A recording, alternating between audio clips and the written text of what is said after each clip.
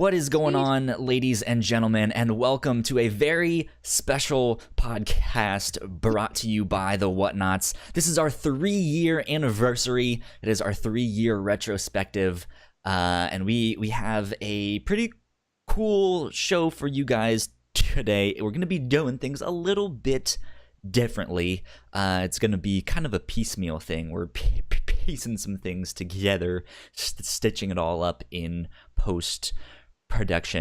But my name is Kyle Springer, and at the moment, I am joined by Jess Bever. Jess, how are you? Oh, I'm so tired all the time, and I feel like that's being an adult. I had a long weekend, but other than that, I'm great. It has been a long week for me as well. Work has been hell because it's the end of this semester and stuff like that.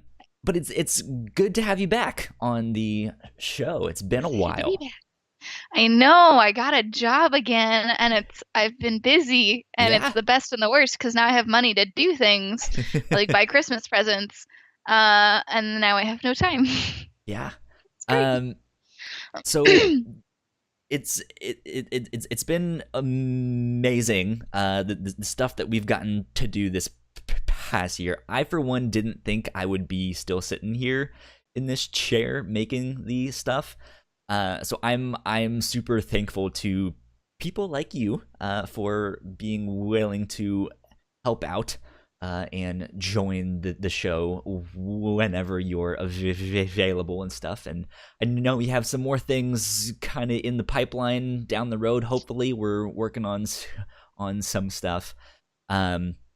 Something you didn't get to see is when I introduced you, or I guess us. I now have these like name things that pop up and have our like social media stuff. So you'll have to like go back and watch the YouTube version. So cool. Yeah, that's like this is Kyle and this is Jess. Here is their Jess. Twitter handles. Yeah.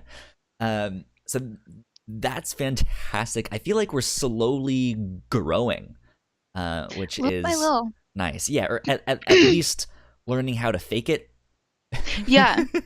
Right? Nobody needs to know that like we don't know what we're doing because we're learning what we're doing. Exactly. You would think after 3 years we would know what we're doing, but things are constantly changing. I've had no one to like show me the ropes on this is how you do all of this stuff, so it has been a long journey. It's been good. It's fun. Literally only know how to like record my audio and send it to you. I do not know anything else, so I don't blame you. Yeah, I'm in the back. Okay, now how do I get the audio and video to work at the same time and it's in sync and it's this and that and who knows what. I'm just like, I'm here and I'm talking. Yeah. That's what I'm good at. So I kind of wanted to sit down with you and ask just what your experience has been like so far here at the Whatnauts. You've gotten the opportunity to be on both the Captain's Log and the review show with me, which I guess Eric has too, but he was only on there once. And it twice. Yeah, so you're beating him out, so. That's right. It's been a lot of fun. And feel free to not pull punches and be like, Kyle, you're a terrible host. You suck. I quit. You never paid me. That's what the full-time job is for. No, I think it's been a whole lot of fun. When Eric and I kind of started with the Whatnauts because we were kind of a package deal, which is funny because now we don't see each other because we both have full-time jobs and he's got kids and it's just like, hey. Life is getting in the way. Yeah, we were kind of a package deal. We've been recording episodes of the podcast we have since titled Questionable Commentary, which is still in the works. Mm-hmm. And I had never recorded a podcast, but I'd recorded one episode of a podcast that we were going to release that never got released, where we talked about Books of Magic by Neil Gaiman, and it's out there somewhere, but it's not actually out there. Harry Potter 10 years before Harry Potter. It was good. It is good. But I was kind of like, okay, I did that and it went nowhere, and we're gonna record this not knowing what platform we're gonna put it on because we didn't have, Eric was part of another podcast, which he can talk more about if he wants. And so we were thinking about that platform, and then he left that podcast, and we were kind of like, well, we'll keep making it because we have the see what will time. happen, yeah. Yeah. And then he was like, so somebody reached out to me from the Whatnauts, and I was like, oh, I've seen them on like Twitter or something because you've retweeted them. And he's like, and they want to like start a podcast network thing. And I was like, well, great, a network, a network thing. a network, a platform. And then I was like, okay, so we'll just like release questionable commentary on that. And then there were all these other things that the Whatnauts are doing, and I got to be on them, and they got released, and it's out there. People listened to it. My boyfriend listened to it one time. He's like, yeah, it was really good. And I was like, what? You listened? I assumed he wouldn't because he lives with me and he hears me all the time. But there are people who have heard, like my voice is out there on the internet. My face is out there on the internet, and people are listening and watching, I'm assuming. Thank you. Which has been wild for me because I think I'm really annoying. So I'm like, you're not. Oh my God, thank you so much. There are people who are interested in this, and it's great. So it's been really fun because I feel like I went from like, this is the thing that I'm trying to do, and I don't really feel like I could call myself like a podcaster, to releasing a bunch of stuff and actually getting a pro badge for Emerald City Comic Con, and like I feel like I'm qualified for it. So that was really long, but it's been great. One day, start getting some more press stuff. So you've been on, let's see, 2 episodes of the review show, and then at least 3 or 4 of the Captain's Log. Maybe 3. There was one that never actually got to be released because the audio got lost forever. That was the very, very first one that you were on, if I'm not mistaken. Yep, I've done a couple, and all of them were super fun. So let's see. I'm pulling things up on my phone. And you and I did episodes 22 and 23 of the review show. The first one was a graphic novel called Iron or the War After. And then the second one we did was season 1 of Disenchantment. So you've been on 5 or 6 episodes so far. One of my goals for 2019 is to get you more involved, get you on more of the shows. It's a good goal. I like it. Whether that be more episodes of the Captain's Log or the review show, or if we can finally get questionable commentary on off of the It's gonna happen, everybody, I promise. Yeah, we're sitting there like, hey, it's gonna be out in the summer. It'll be out in the fall. It'll be out in the winter. 2019. Yeah, 2019 for sure. Aiming for January. The tough thing is, a lot of people don't know. Eric and I, he records it with me. We live about 60 miles. No, not 60 miles. It might be. We live at least an hour away from each other, so it probably is like 60 miles. We live kind of far away from each other. Closer. No, we used to be, because I grew up in the same town that he grew up in. Granted, he's 15 years older than me because he's ancient. An old fogey. I genuinely love working with Eric. We're really good friends. We just give each other a lot of shit. But yeah, no, I live about an hour away from him, and I have a really weird work schedule right now, and he has a really weird work schedule. And then in January, I moved to a regular work schedule where I start in the morning and end in the evening, and I'm so excited. But literally, the time that I get off will be the time that he is starting work. And so it's really fun because it's like that meme that you see on the internet where it's like, friends as an adult. Oh, I can hang out Tuesday, Wednesday, Thursday. Oh, I can hang out Friday, Saturday. And it's like, see you never.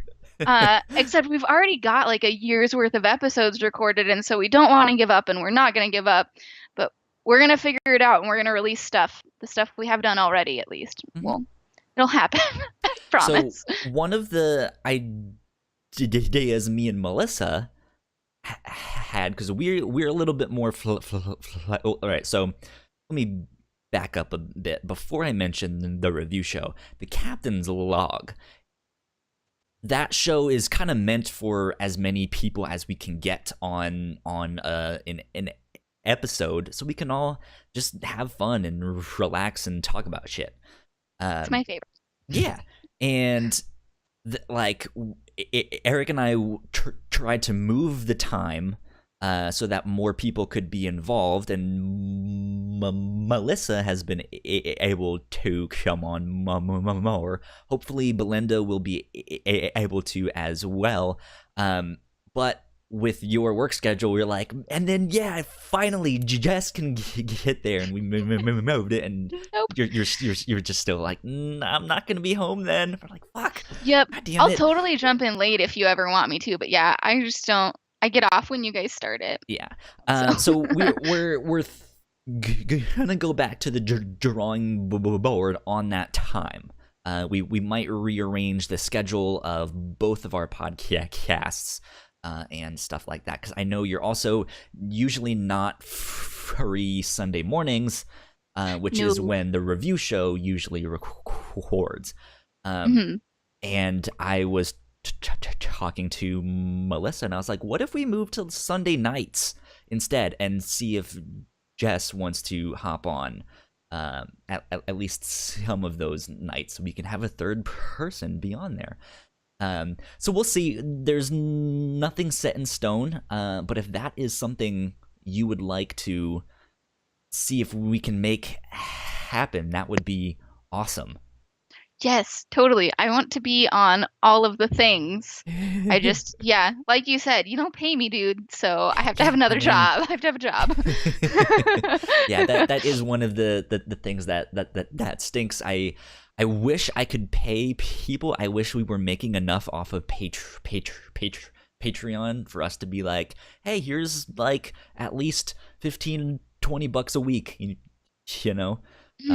But that is, we'll get there. Yeah, one day we will be so famous and popular. We'll have all the Patreon support. It'll be great. So yeah, one day. Quit our day jobs, and, you know. Exactly. But yeah, we also had at one point talked about writing articles.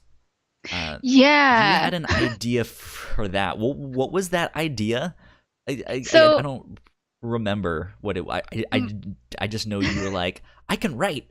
I'm gonna write something. I was like, sweet, let's get more written content up, and that never happened either.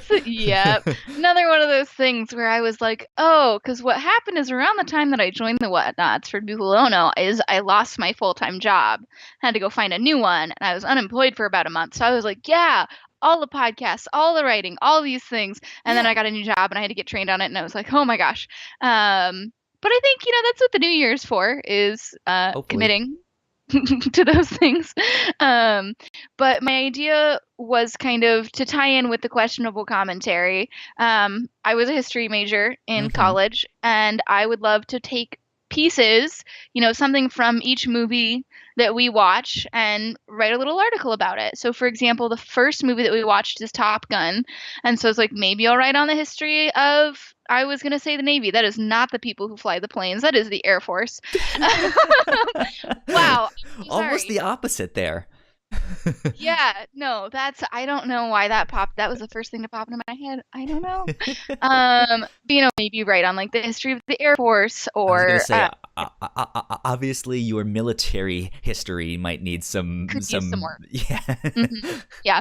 But, take some aspect of a movie that we work on, or maybe like the history of the particular style that it's shot in, things like that.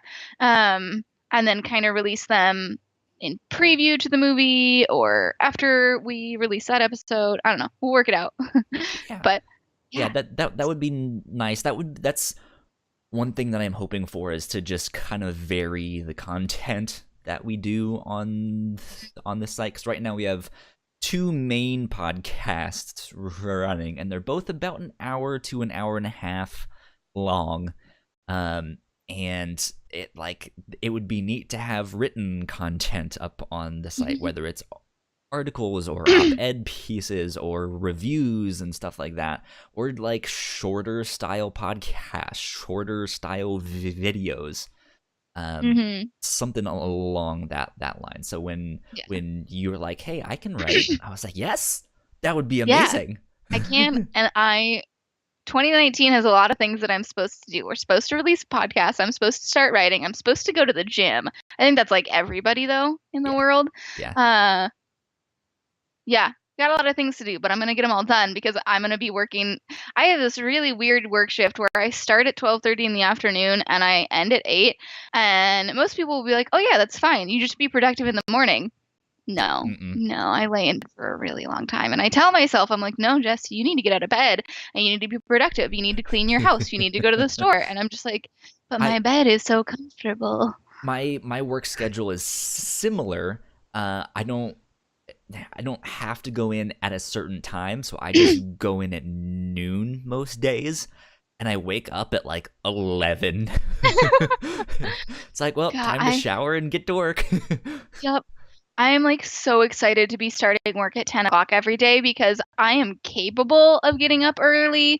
My job that I had in Seattle, I would get up at like 6 to get to work by 9. And I can do it. I know I can. It's just I don't. And so if I have to be at work at 10, I will at least like I get up at 8 now and then I lay in bed forever. I will at least get out of bed and go to work and then have time to do things after Yeah. work. Like cook dinner with my boyfriend, hang Yeah. out with our roommate, write articles, Exactly. things like that. So you said Super excited. your new schedule is starting in January. You'll know for okay. Good. Yeah, I work at a driving school and we are changing the times that our classes for the teens are. And so once the teens go home, I get to go home and we've moved those classes to earlier. It's like it's a done deal. It's been a done deal for about a month because we've had people signing up. And Okay. I'm so excited. Sounds good. So I have a question regarding the 2 episodes of the review show that we did. Again, I mentioned them earlier on, but Iron or the War After was episode 22, and episode 23 was Disenchantment Season 1. Which one of those, and I think I know the answer, which one was your favorite and which one was your least favorite and why? Yeah, so I wish that we had done more than 2 because I feel really bad because anybody who heard the Disenchantment episode is going to know. But my favorite was definitely the Iron or the War After. It was it was a weird book, but it was really good and I enjoyed it. Yeah. It was this kind of whole new art style for me.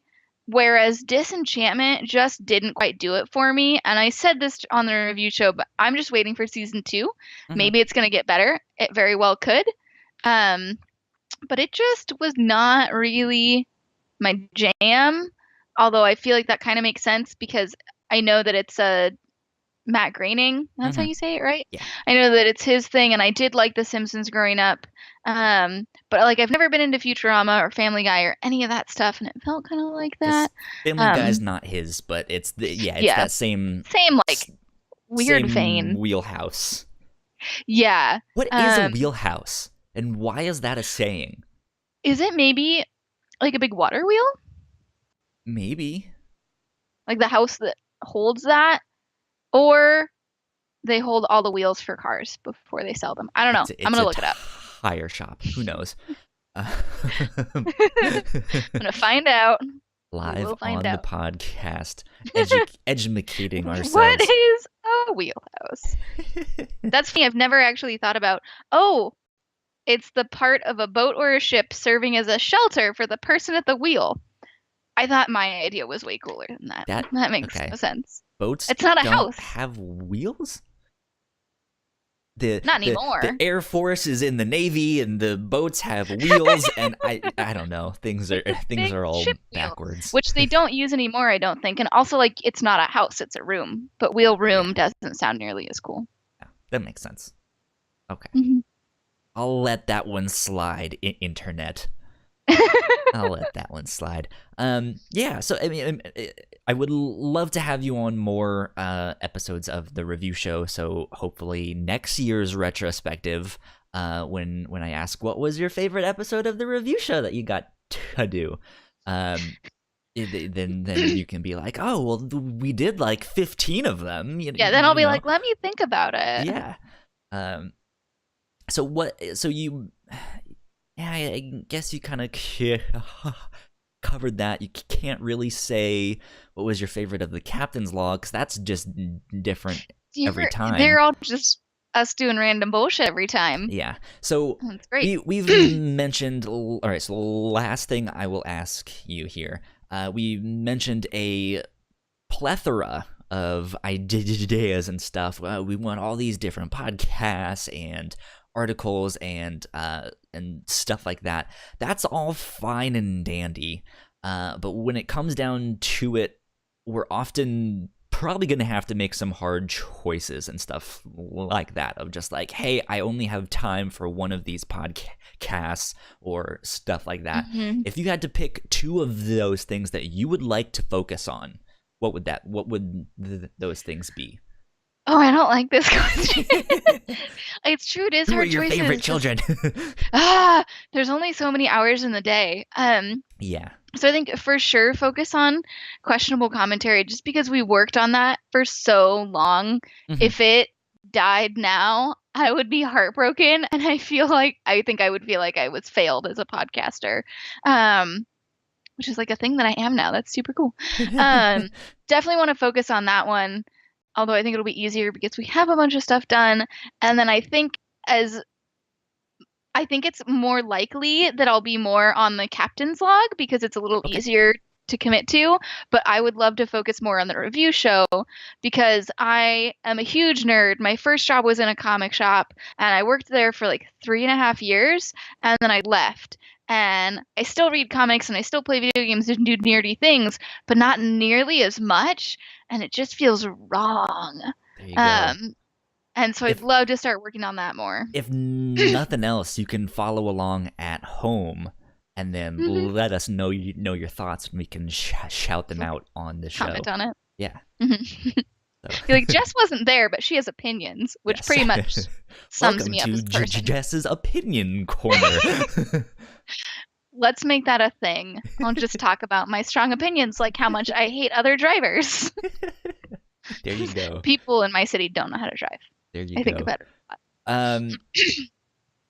Yeah, I think that is all the questions I have for you at the moment. Did you have any questions for me? Things you want to know about the Whatnauts? Whatever else.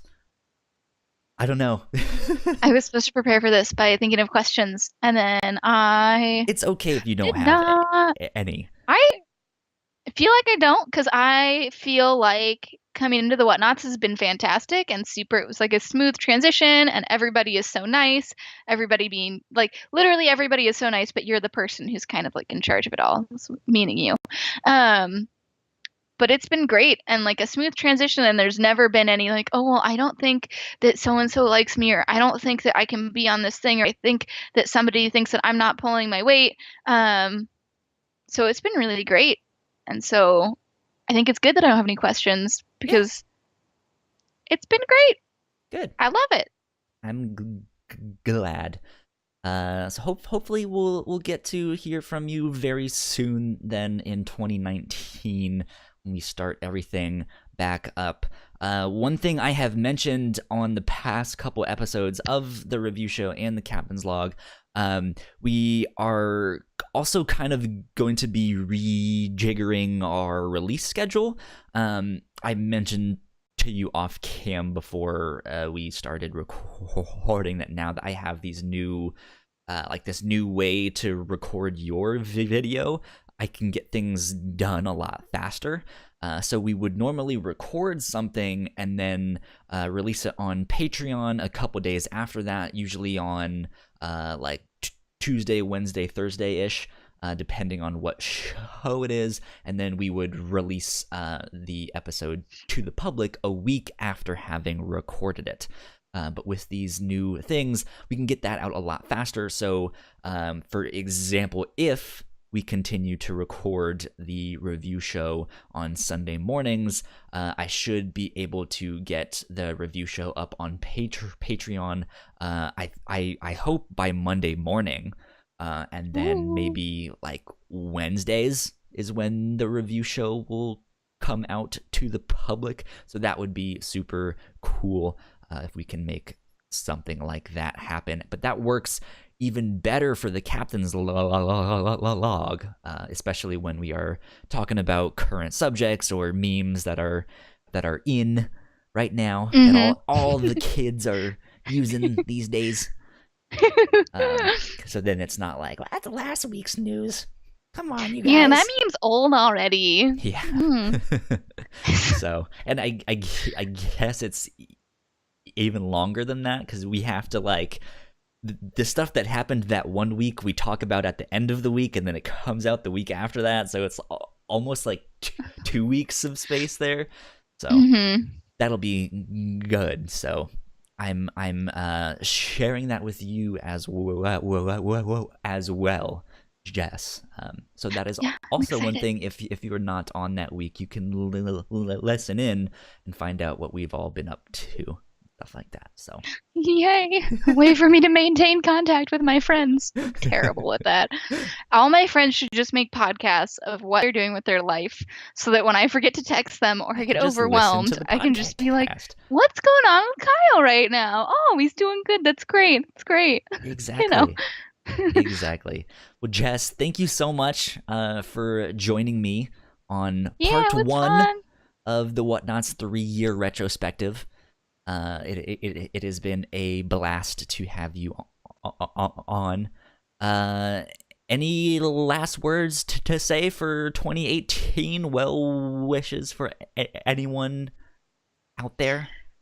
Oh man, I should have thought of that too. It's weird because we're recording this like the week before Christmas, and so my mind is just like, oh my god, I have so many gifts I need to get, and I need to do all these things. But I don't know. Well wishes to everybody. I think that 2019 is going to be great for the Whatnauts, and hopefully everybody. Because I feel a good gut feeling about it, which I feel like I didn't feel last year. So that's good. Understandable. Another year older, maybe. I'm just like, oh, I have this adult thing sort of figured out. Well, excited for what's to come. Again, thank you very much, and I will talk to you later on. Welcome back, everyone, to, I guess, section 2 of the Whatnauts 3-year retrospective. I am here right now with the golden trash can himself, Erick Maddox. Glitter trash can squad. Yeah. What's happening? How are you, dude? It has been a while. I'm good.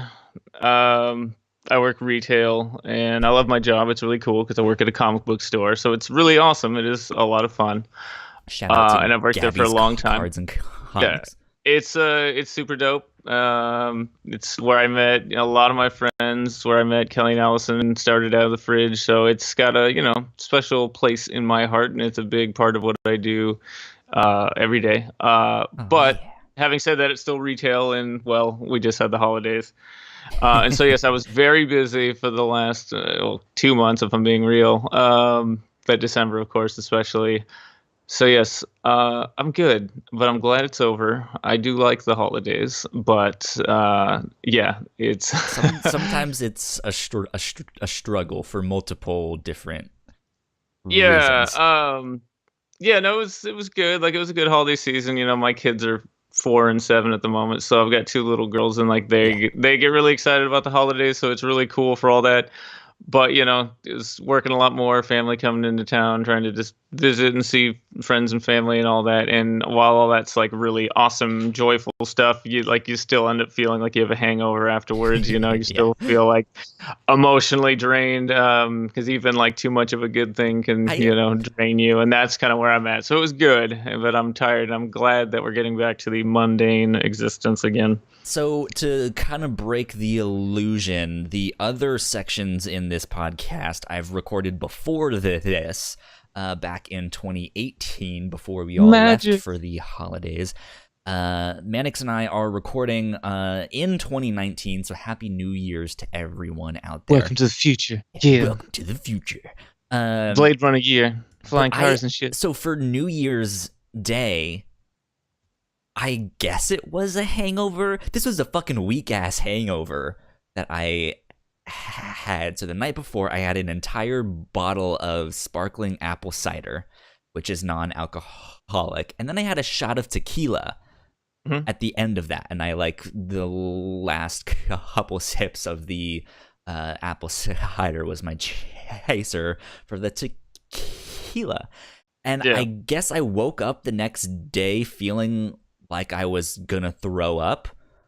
And it lasted like the entire day. Like it wasn't like the normal hangover of just like, oh, that was a mistake. That I just but it was just like, I feel really like oddly queasy. This is strange. And it was like the worst thing. I was like, it's a lot of sugar though too. So like, there's a very good chance that you just threw your blood sugar out of whack. That's also kind of what I survive on. I have a terrible diet. Well, I think we've established that you have the Buddy the Elf diet, and that's yeah. That's rad.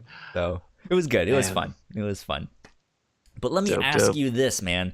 It has been 3 years for me here at the Whatnauts, and I have had a blast. But I wanted to get kind of your idea. What has your experience been like here with the Whatnauts? That's a big question.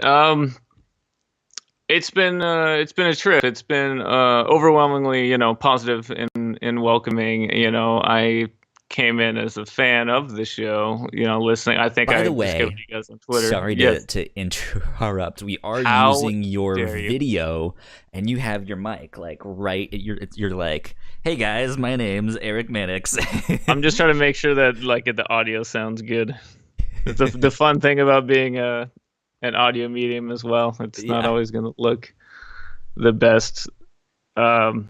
So I'll try not to make myself look too much like stand you were talking about last month. You said you had one somewhere in the house. It's somewhere in my house. I don't know where the fuck it is. I want to get this is a really good mic, but it's a condenser mic, and I want to get a different dynamic mic. But anyways, that's down in the future when I have money again, hypothetically. As you were saying, though. Is this better? Is this better like this? Yeah. Yeah. This looks like me eating a piece of corn. That might look like something else, but sure. That's only for my premium Snapchat. Thank you. Well, excuse me. Woo! You gotta pay for that shit. No, it's been a trip. Because I came in doing Out of the Fridge. I had dabbled with View from the Gutters, really great guys, and it was a huge honor to be a part of their show. And they wanted me to be a regular host. This was 5-6 years ago, and I wasn't really able to just schedule wise. But they are the ones that got me into podcasting in the first place, and really enjoyed it. They also have a great comic book show, and so it was a huge honor to be asked. It was one of those things where I had listened to podcasts for years. Being a care provider, I go for walks a lot, and I burn through my music pretty fast, and so I'd start to jump on these different shows. And I knew that a lot of people that did these shows were just people just like us, but meeting people that I knew personally that podcasted and seeing how they did it really made me oh, you know what, I could. It never crossed my mind that I could have done it, myself. And then, when Kelly and Allison asked, I was like, yeah, man, that sounds cool. And doing the fridge thing was overwhelmingly a positive thing for the 4 years that I was doing that. And I discovered you guys doing it. And, I want to say it was on Twitter that I discovered you guys and became a patron pretty early on, and I've listened to every episode, and I always enjoyed the show, but never thought about joining until things changed up, and then I just kind of interjected myself in there, and I was like, I don't want to be presumptuous, but I mean, if you need another host, I know a guy. It's a good came time. At the perfect time. Because it you were okay, well, I've taken my month off now that I've stepped down from the fridge. Now what do I do? Real long time, yeah. and then it the stuff happened with me and Paul, where Paul stepped down. And it was in the back of my mind, I was like, well, now what do? I want to keep making content.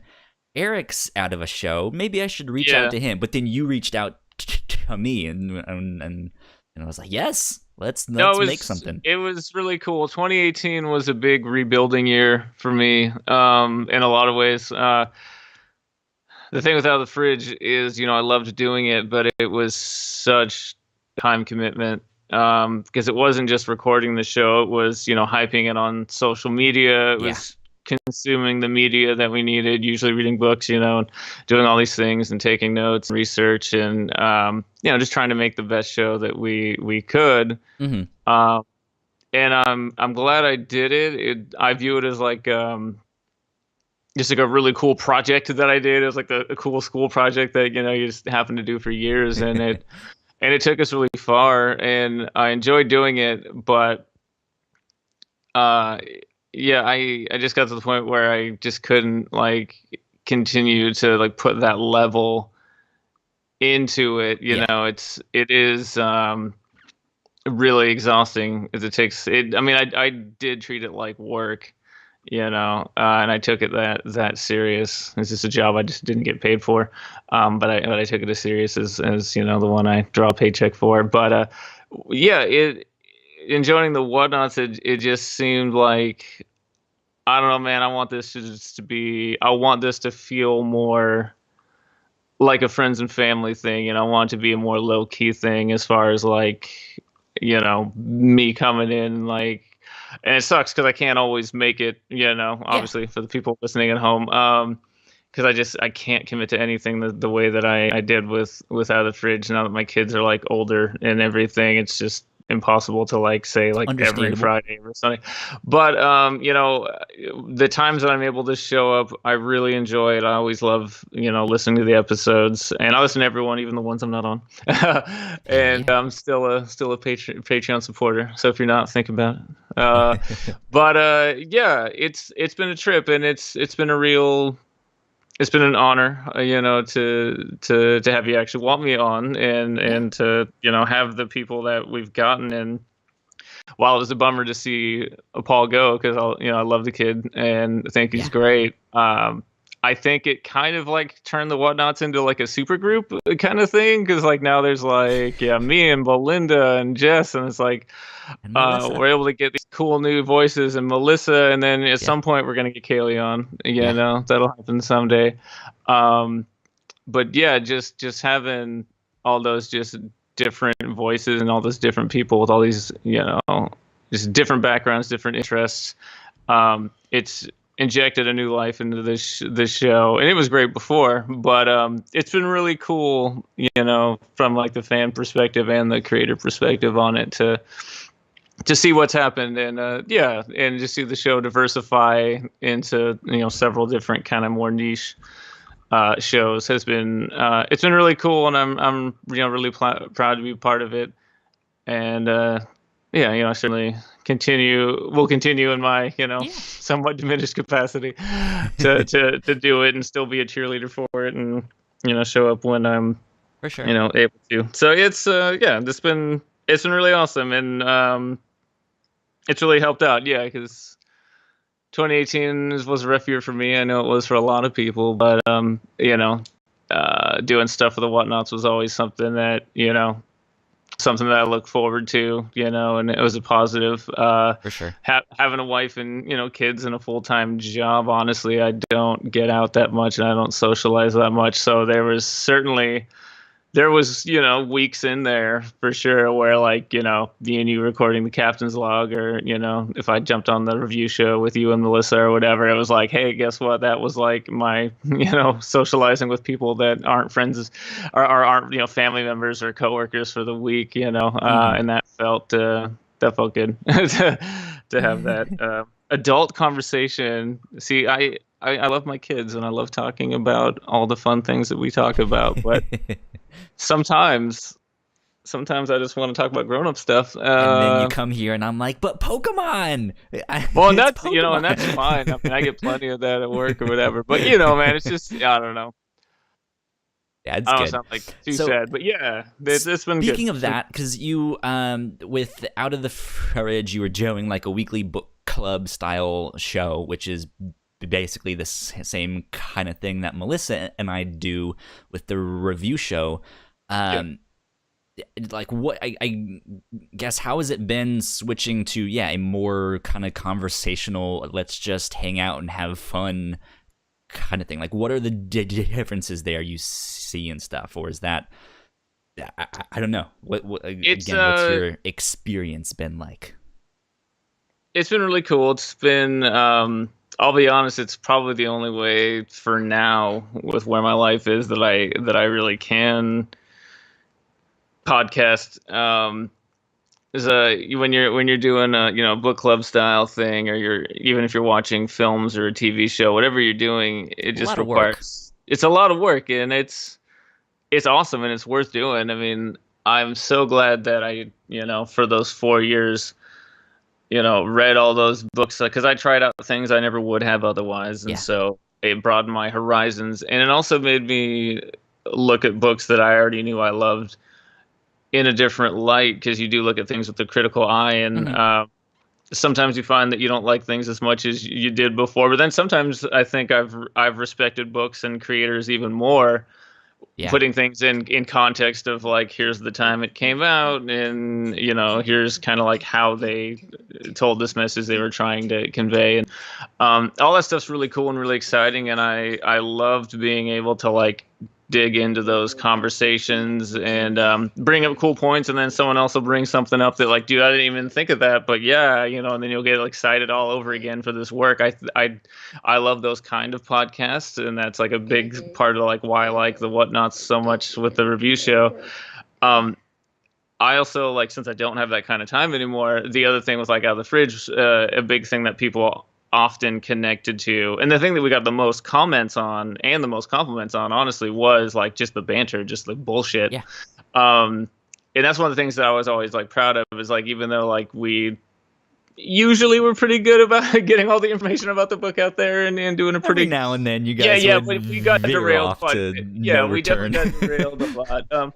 But when we'd be telling these more, personal stories and anecdotes and things like that, those are the things that connected with people the most, and that's the thing that humanized us the most. And I think that was the thing that, like, worked with that show. I know there's been shows I've been a fan of, like, the material, and I've even been a fan of, like, the people doing it. But there's been a few shows I've listened to where it's like, the minute it started to get a little too personal, a little, for me, think it's, like, too interesting, right?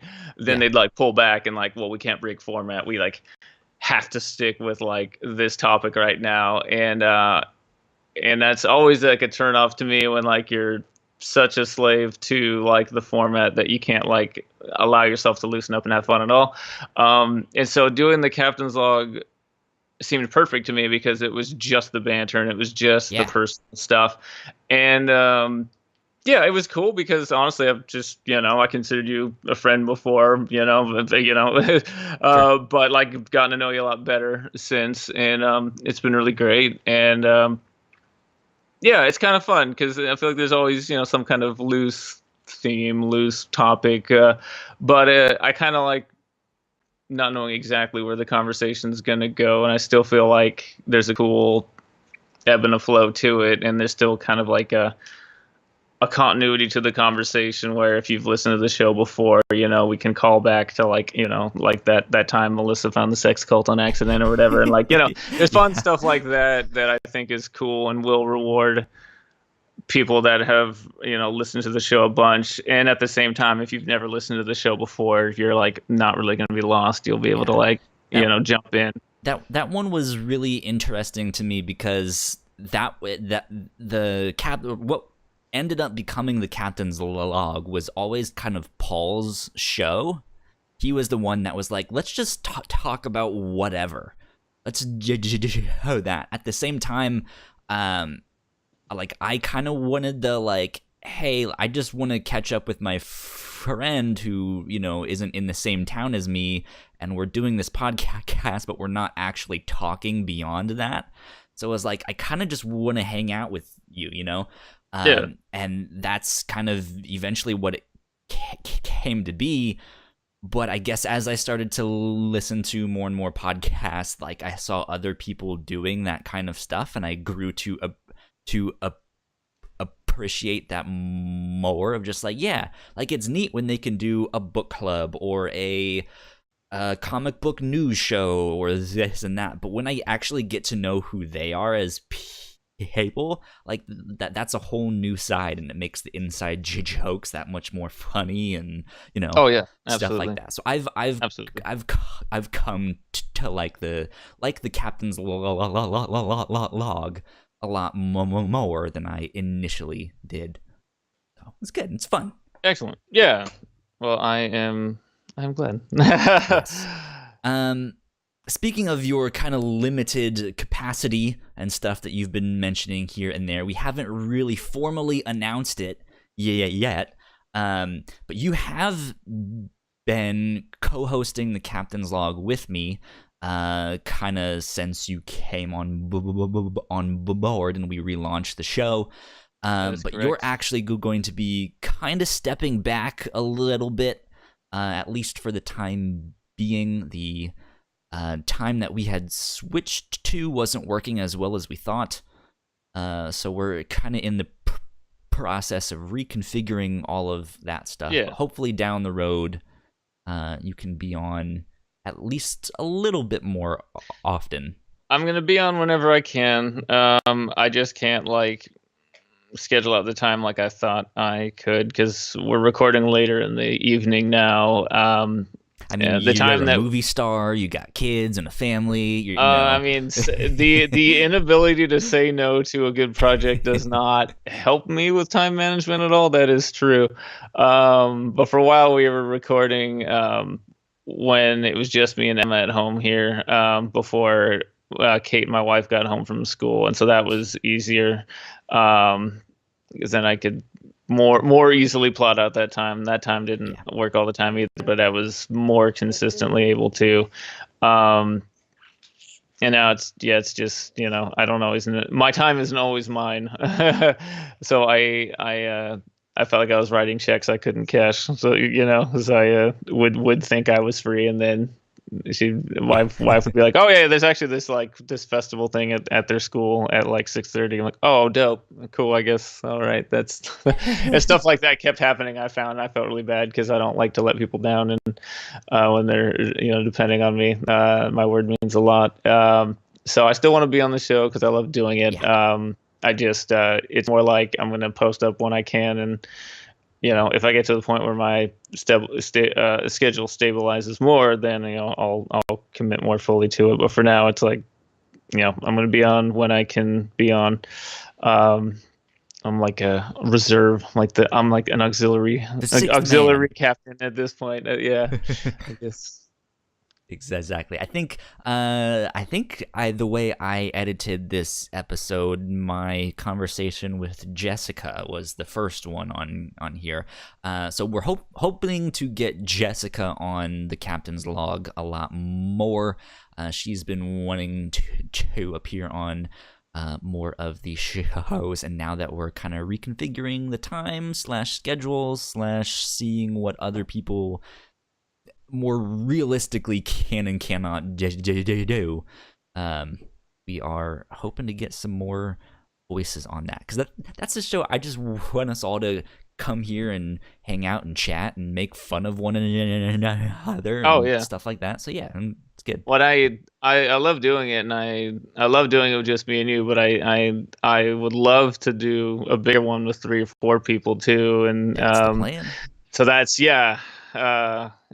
so I'm bummed that I haven't been able to do it, because then for a while it seemed like every time I would get called away, that's the time that Jess would be on, or that's the time Belinda would be on. I'm like, damn it, are you serious? Because I mean, I want to be on the show all the time, but especially that would have been especially cool. And the invitation is always open for the other Whatnauts members, but it's always one of those things. It's like, okay, well, Eric stepped down, so now I actually have to make sure someone else can be on this show. So I'm like, hey, can you help me out this week? Maybe we can move it to Saturday to accommodate, And the new time makes a lot more sense for like everyone else, so I certainly like understand it. You know what I mean? And like it makes sense. So while I'm bummed out about it, it's like, you know, it makes a lot more sense to be able to have, you know, a rotating stable of people on than like just having me on all the time. This episode was supposed to work too. It was supposed to have all of us all at one time. Even and that's then impossible. I like kept putting off like letting people know like, hey, you guys should like reserve the date, save the date. But then it was like, okay, well, you can record that day, you can record this day, and then Eric, you and I can record something last minute right before, you know, that first weekend in January when this is supposed to go up. So that's I guess I set it on air now, so now I have to. It has to be out. But yeah, then it was just like, well, I guess we can stitch it all together. That's fine. That's a thing. That works. This podcast brought to you by Frankenstein. Yeah. Exactly. But it's good. Let me ask you this. This is a little bit more of, I was gonna say rapid fire, but I really only have like one question. But it's not. I mean, I can ramble. Like, that's not a problem. It's not as in depth of like. So, what was your experience like? NPR. What was your? You've been away for 3 months now, and you know. Well, I'm really glad you asked the question because that's my NPR voice. I can only do it for like 10 seconds. So far here at the Whatnauts, what has been your favorite moment? Has there been a favorite episode since you've been on, or just in this past year? Whether it's been one you've been on or one you've listened to, have you had a favorite episode? Anything? A certain topic of conversation that was a lot of fun? I mean, the sex cult one as a listener was a really funny one to listen to, and so that's certainly one that like stands out. We had a bunch of good ones. I remember the Kiss the Rings bitch episode was pretty fun. Talking about having like membership rings with you and me. That one was pretty great. I feel like that was one of the funnier ones. So yeah, if you wanted to just try out one that I'm on, Kiss the Rings bitch is pretty great. Yeah, but I don't know. I mean, I never walked away thinking they were stinkers or anything. You know, I walked away always, you know, satisfied with. I mean, all our stuff is amazing. I mean, you know, I'm on fire literally all the time, but no, but Kiss the Rings bitch was especially like ridiculous. Certain and ones just burn a little bit hotter. Yeah, that is white hot. It was white hot fire. You know, sometimes it's like yellow fire. White It hot, was, son. it was white hot. It was so hot you almost couldn't see it, son. You just felt the burn without ever seeing that shit. Yeah. So that was a great one as well. Yes. There you go. One more thing to ask you. I guess I do have two things. What if you had a goal regarding the Whatnauts for 2019?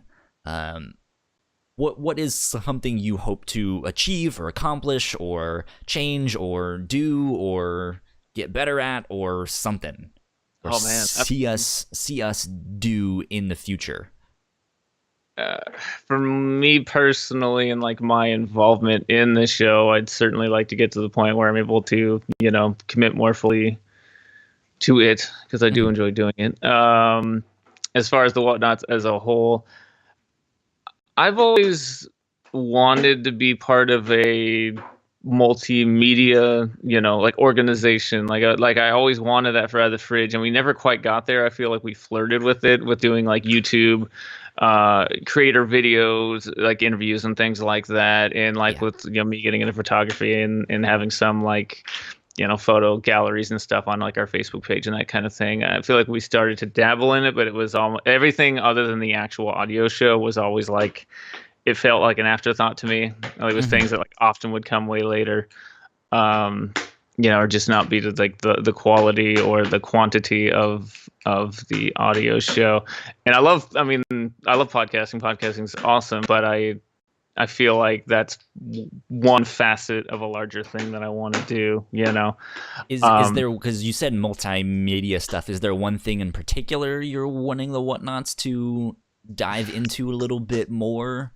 Hopefully? You know, I don't have like one specific thing. I would love to see just like a video presence. I know, like we're streaming. We stream these. Emma, please don't bang on that. Thank you. My daughter's deciding to drum now. Is the thing. Um, I keep thinking of like different like formats and things that I would want to try, and part of it is like I don't have a ton of time right now, but I have a few things. Like I want to start trying to do video at some of my photo shoots and have just like a video component to it, like kind of like more making of behind the scenes stuff. Another thing that I want to start doing is starting with a cosplayer as they start a build on a thing and have them start to document it, and then we'll document the journey together through doing a photo shoot together. So it'll be like, here's me crafting the thing, drawing up designs, painting it, whatever, and then altering things, and then Wilkinson. So there's things of like that I've thought of that like I could maybe contribute. But I don't know. I'd love to get to the point where we have like, even if it's just one small piece of content, I'd love to have like something like almost every day, like, hey, Monday there's a new podcast, and then like Tuesday there's just like 5-minute YouTube video, and I don't know. Like Ailey's talked about like writing articles and stuff. I like if IGN didn't suck, I'd love to get to the point where it was more just. I feel like you can get the news anywhere, so it'd be more, I don't know, editorial, like more the stuff that I find most interesting is stuff like the Captain's Log, where it's like your personality is injected into it, but still doing a spin on geek culture.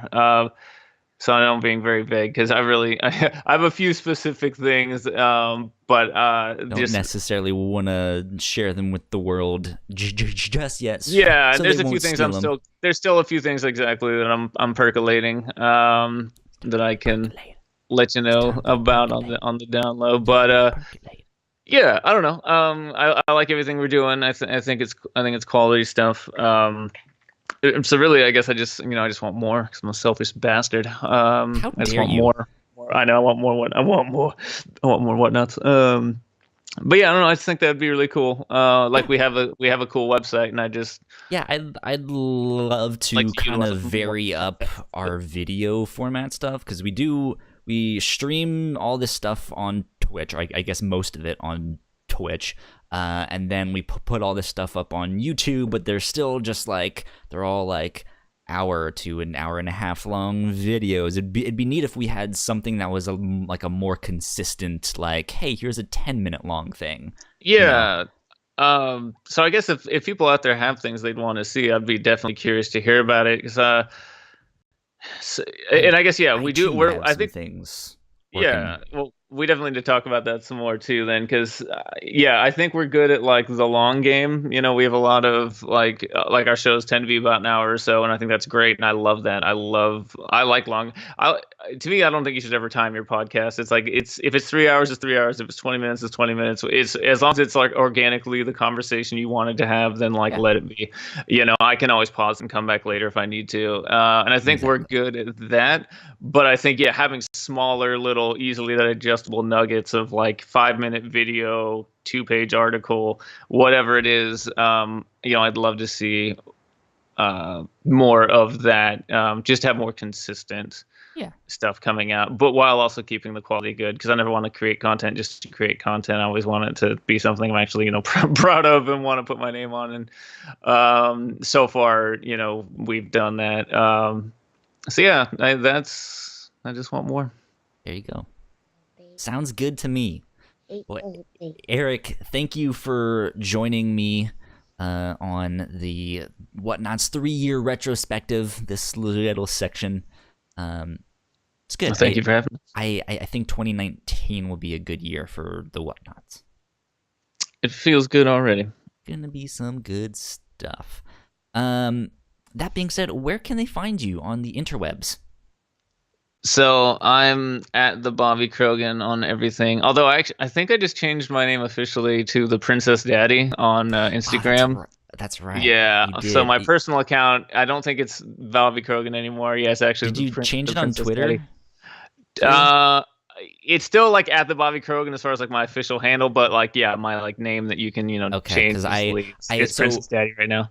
I don't know if you've seen the YouTube stuff, but I do now have like a social media pop-up thing that comes up with our names cool. and our Twitter stuff.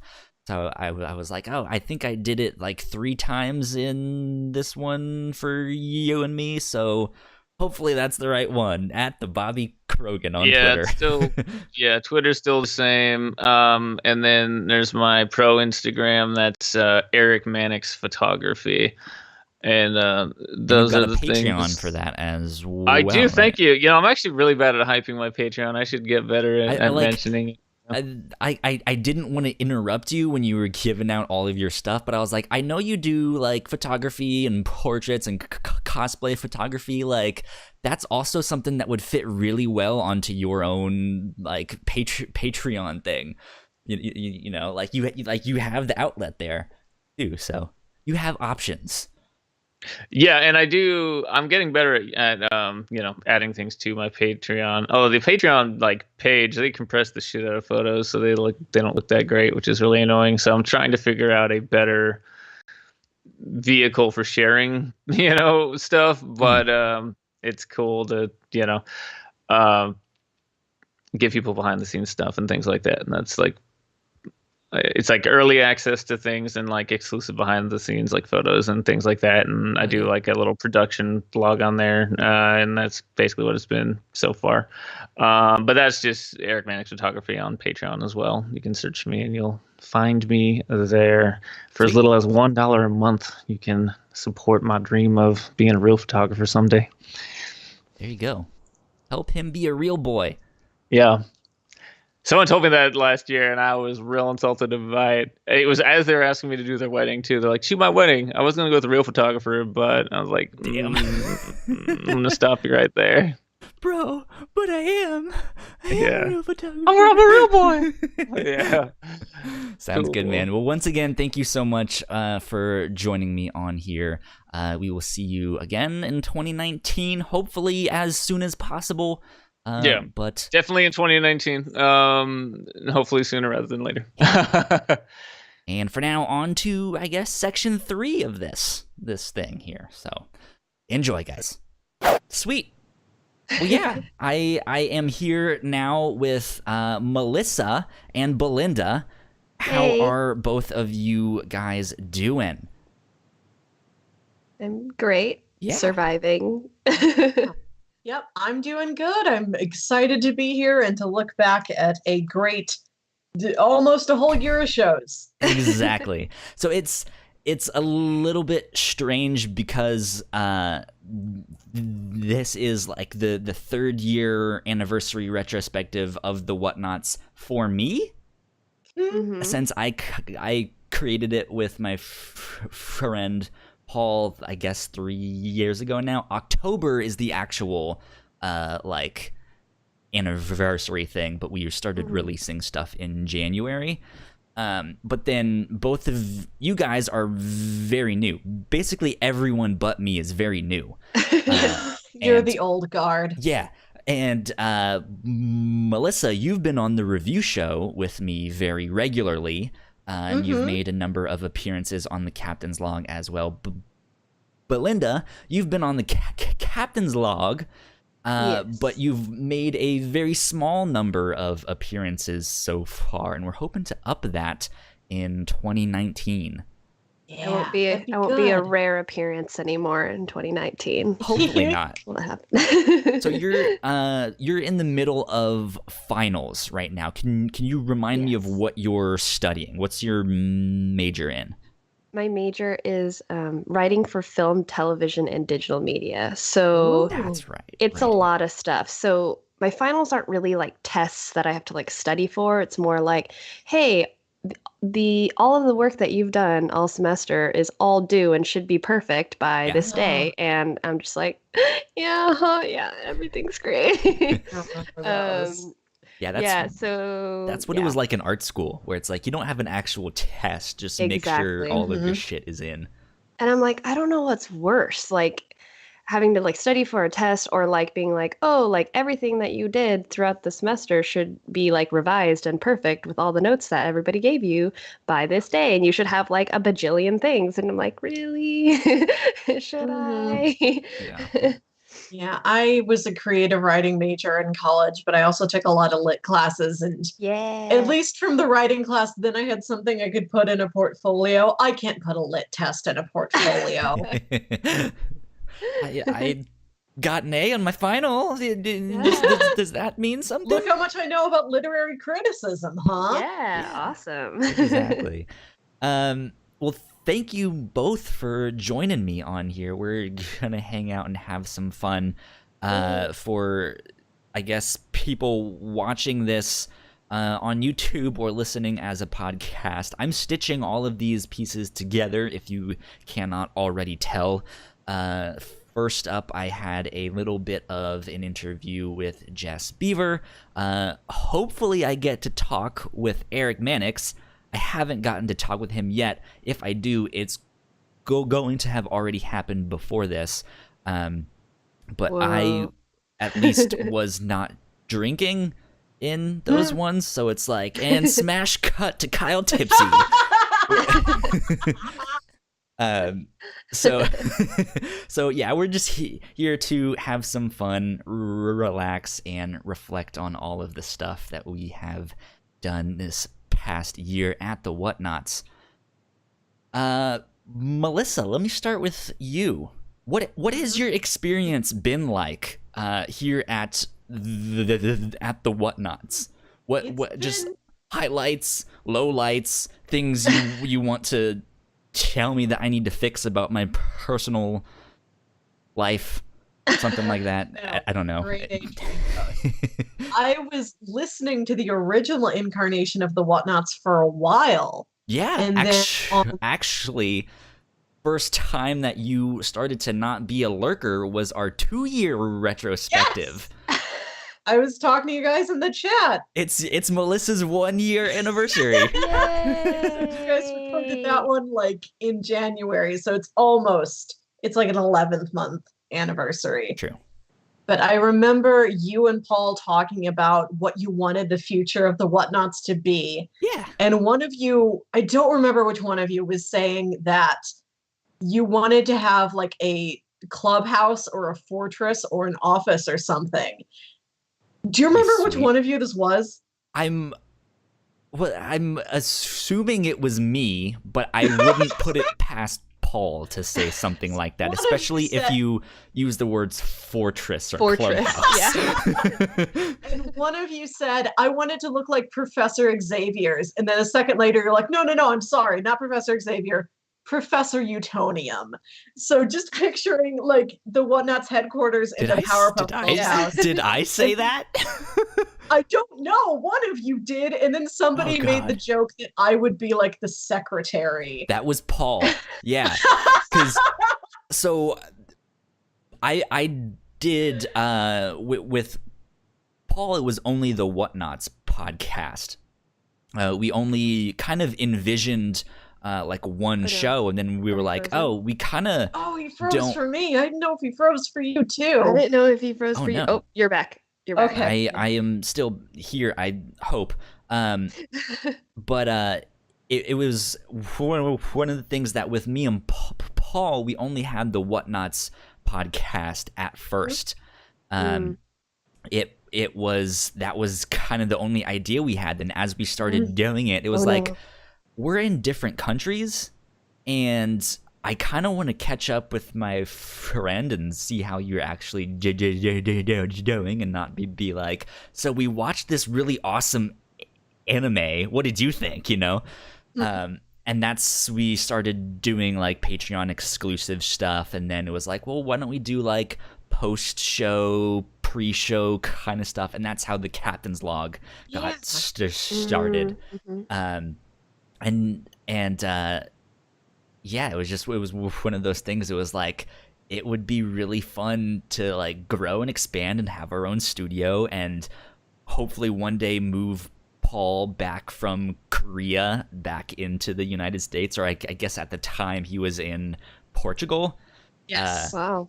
so yeah, it was just like maybe one day you can move back to the States and we can have our own, like, just use like a spare bedroom in some apartment.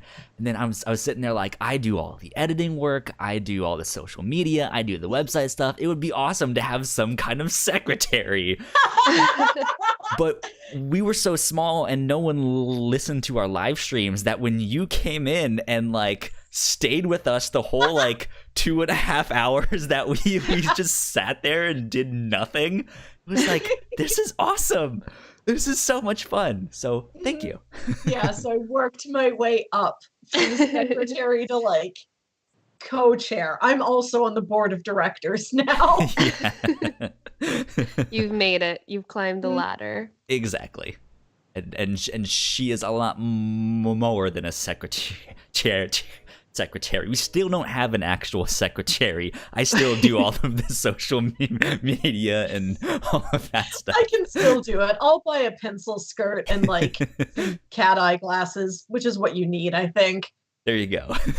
It's on the requirements. You need the cat eye glasses and the pencil skirt. Yeah. Absolutely. I'm just going to turn into the lady from Ghostbusters. Well, it was also really funny because when Paul eventually stepped down and was like, hey, I kind of need to go my own way, when I was like, hey, I'm going to put the net out there, who wants to help, expecting absolutely no one to respond, I get an email from one Melissa Wilkinson. Oh my god, so cute. Who like sent the most official, like, I have a resume if you would like it. This is what my major is in. I know how to talk about this, and that. And I was like, oh my goodness, this is amazing. What I told you I had was a BA in English, Midwestern charm, and feminine wild. Oh Yes, my you god, did. that is amazing. It was great. You are my peoples. Yeah, so I was like, you are hired on the spot. I still did like an interview thing because it's like, I don't know you. I told you that I also liked Lost, that then you said you're hired. Yes, we are big Lost fans. We're a rare breed and we stick together. Yeah, so yeah, now that you've been here for, I guess, like 8-ish months, since that was when we started recording together, that was like, what, April? I don't know my months, January, February, March, April, end of April. Yeah. Yeah, so like what's been going on in your mind? Have you had a good time? Am I a terrible person? No, it's been delightful. Like, I love covering all this different stuff for the show. And even if it's something like I'm not crazy about, like, I know I'm going to come here and have like a really great conversation with you about it. And like, I don't, my work has been like super stressful this year. Like, I work a ton of overtime. I got a bunch of new stuff handed to me this year and I love it, but it's like, it's a lot on my mind. But then I'm always like, okay, it's almost the weekend and Kyle's going to be there. Like, forget about everything. You get to talk to Kyle We're just later. going to talk about comic books. Yeah. So you've been like my lighthouse this year. That's good. That's fun. Thank you. Belinda, we'll have to have you on an episode of the review show very soon. Yes. Because I guess I haven't talked to Erick Maddox yet recently. I kind of mentioned it with Jess. He's had a lot on his plate. Oh yeah. Recently. And yeah, so I know you and him had a podcast that you guys were starting to do, and it seems like it's maybe kind of fallen by the wayside there a bit, but hopefully we can either get that going or maybe incorporate it into the review show or do something like that, because we would love to have you on. Yeah, I know Eric messaged me like I don't even remember when it was, but I was like a big fan of Out of the Fridge. Like, I was always listening to Out of the Fridge, love them all. And he was like, hey, I have this idea. I want to like have a podcast about like indie comics. Like, you know your stuff, you're really great. Like, do you want to coast it? I'm like, yeah. And so we actually got a couple episodes recorded just as like a backlog. And then it just like, me and Eric were just like always never lining up with our schedules. And like, he has more plate on his plate, and then I had more on my plate. And we're like, we're going to do it. It's there. We want to do it. Yep. So right now it's like kind of in this like limbo stage. And then we had a conversation like maybe we should like ask for like maybe some other co-hosts that can cover when we like aren't able to. So we haven't like officially. Yeah. And then so we haven't officially like had another conversation about it. I know he's taking a break from social media and stuff. So probably touch base like starting with the new year, be like, what do we want to do? How do we want to do it? And then we'll have to have a planning meeting, see what we can do. Totally. Make it happen. Cool. Good stuff. Pretty excited about it. I loved it. Eric's great to talk to. Our like first like episode, so we did like a 0 episode just like talking about ourselves, and then our first episode was about Saga, like pre-recent arc Saga, and I just am dying to like re-listen to it and like hear how excited and happy we were. And then volume 7 hits. Then we should have just like an extra episode like, so we read the newest volume. It's terrible. Oh my God, like I've never had a comic like hit me like that in the face like Saga did, but only Saga can do that, I guess. Yeah. Like really though. But yeah.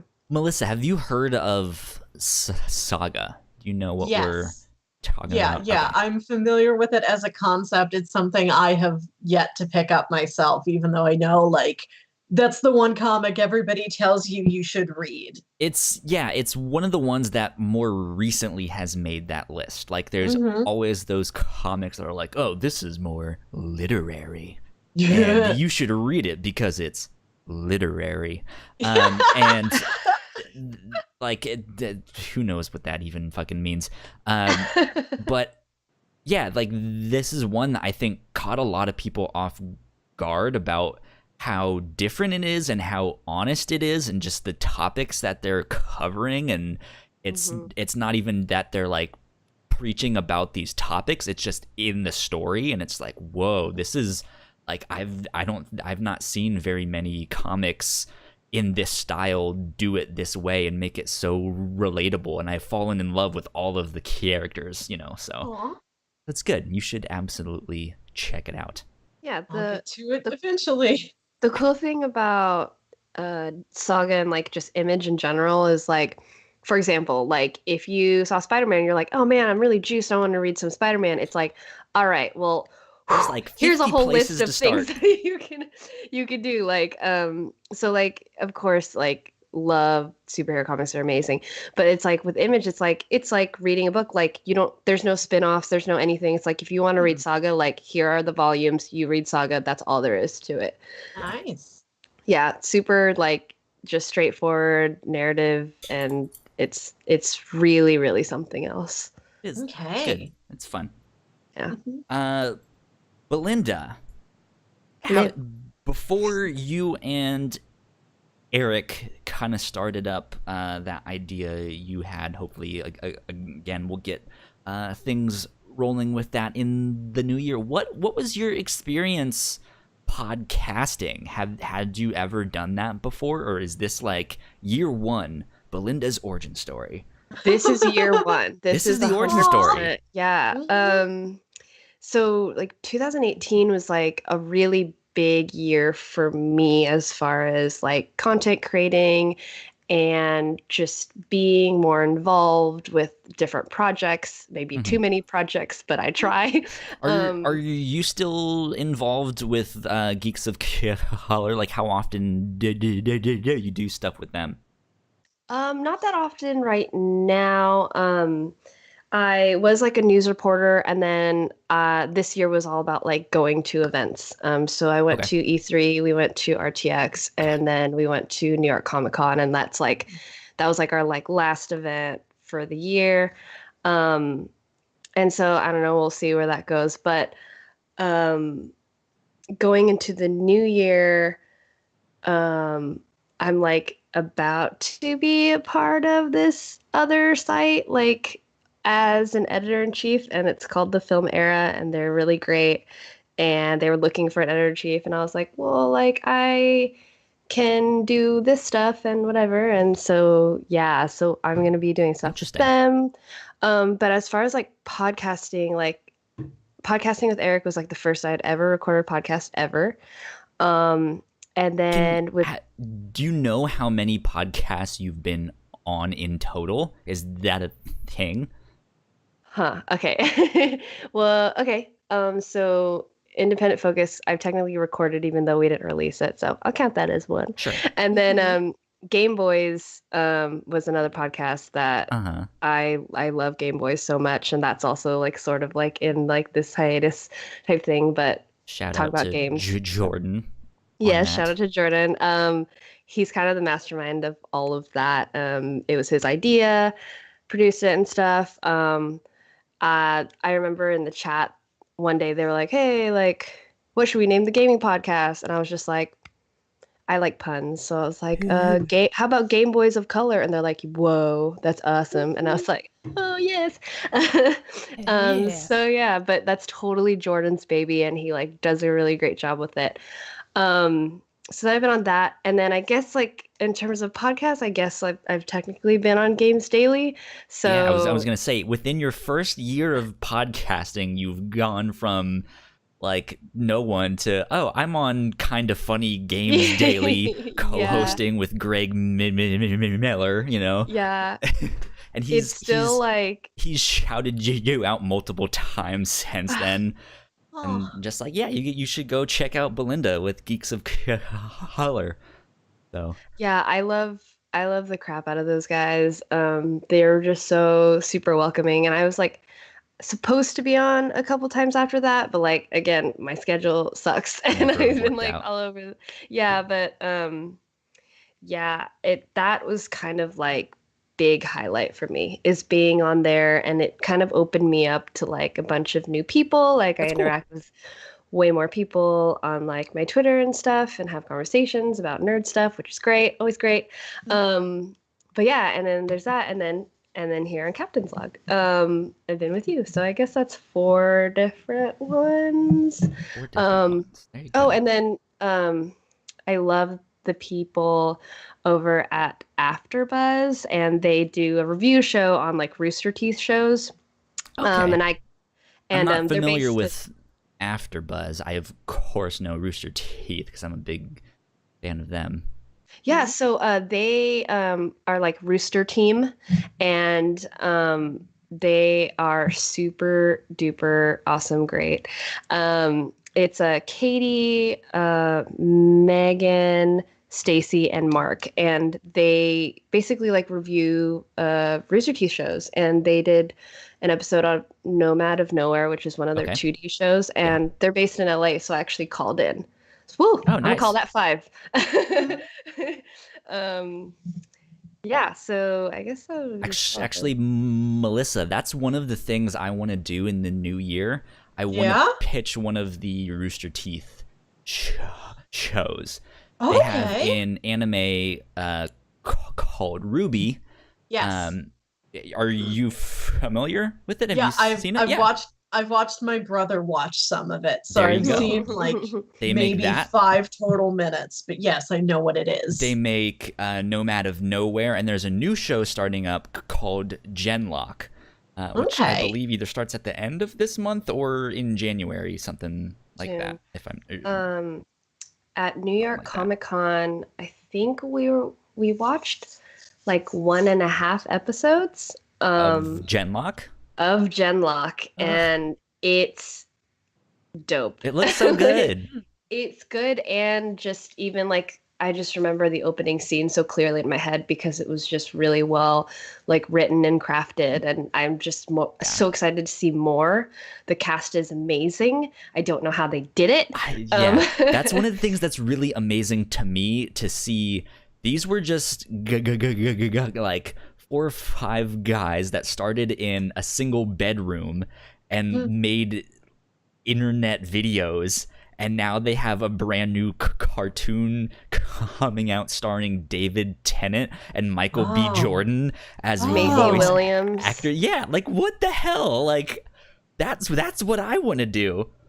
So hopefully one day the Whatnauts will be there. Who knows if it'll ever actually It's always get there? spare But bedrooms, right? Like it's Yeah. always spare bedrooms. Yeah. It's always something small, and it's just it gets big. perseverance. We've and been doing this for 3 years and we don't have anything that's gotten that big yet. So maybe one day by year 10 we'll have something that makes it big finally. patience and hard work. Exactly. That's all it takes. Exactly. Melissa, though, I have a question for you. Since you and I are mainly on the review show, we each week we cover a bunch of different stories. Or I guess it's one story each week. We read something or watch something new, and we talk about it. The show is called the review show, but I actually don't like calling what we do reviews, which is an odd thing. Me and Paul came up with the idea of the name as the review show because no one knows what the fuck a whatnot is. And having something as like just as blatant and as simple as the review show, they'll know what we're doing basically. Like we're kind of reviewing something.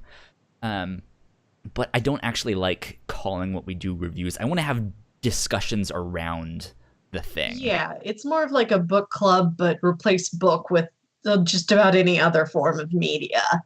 Yes, exactly.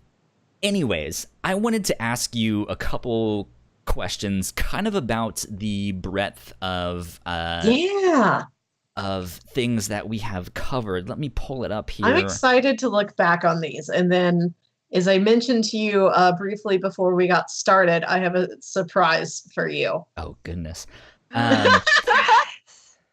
Okay.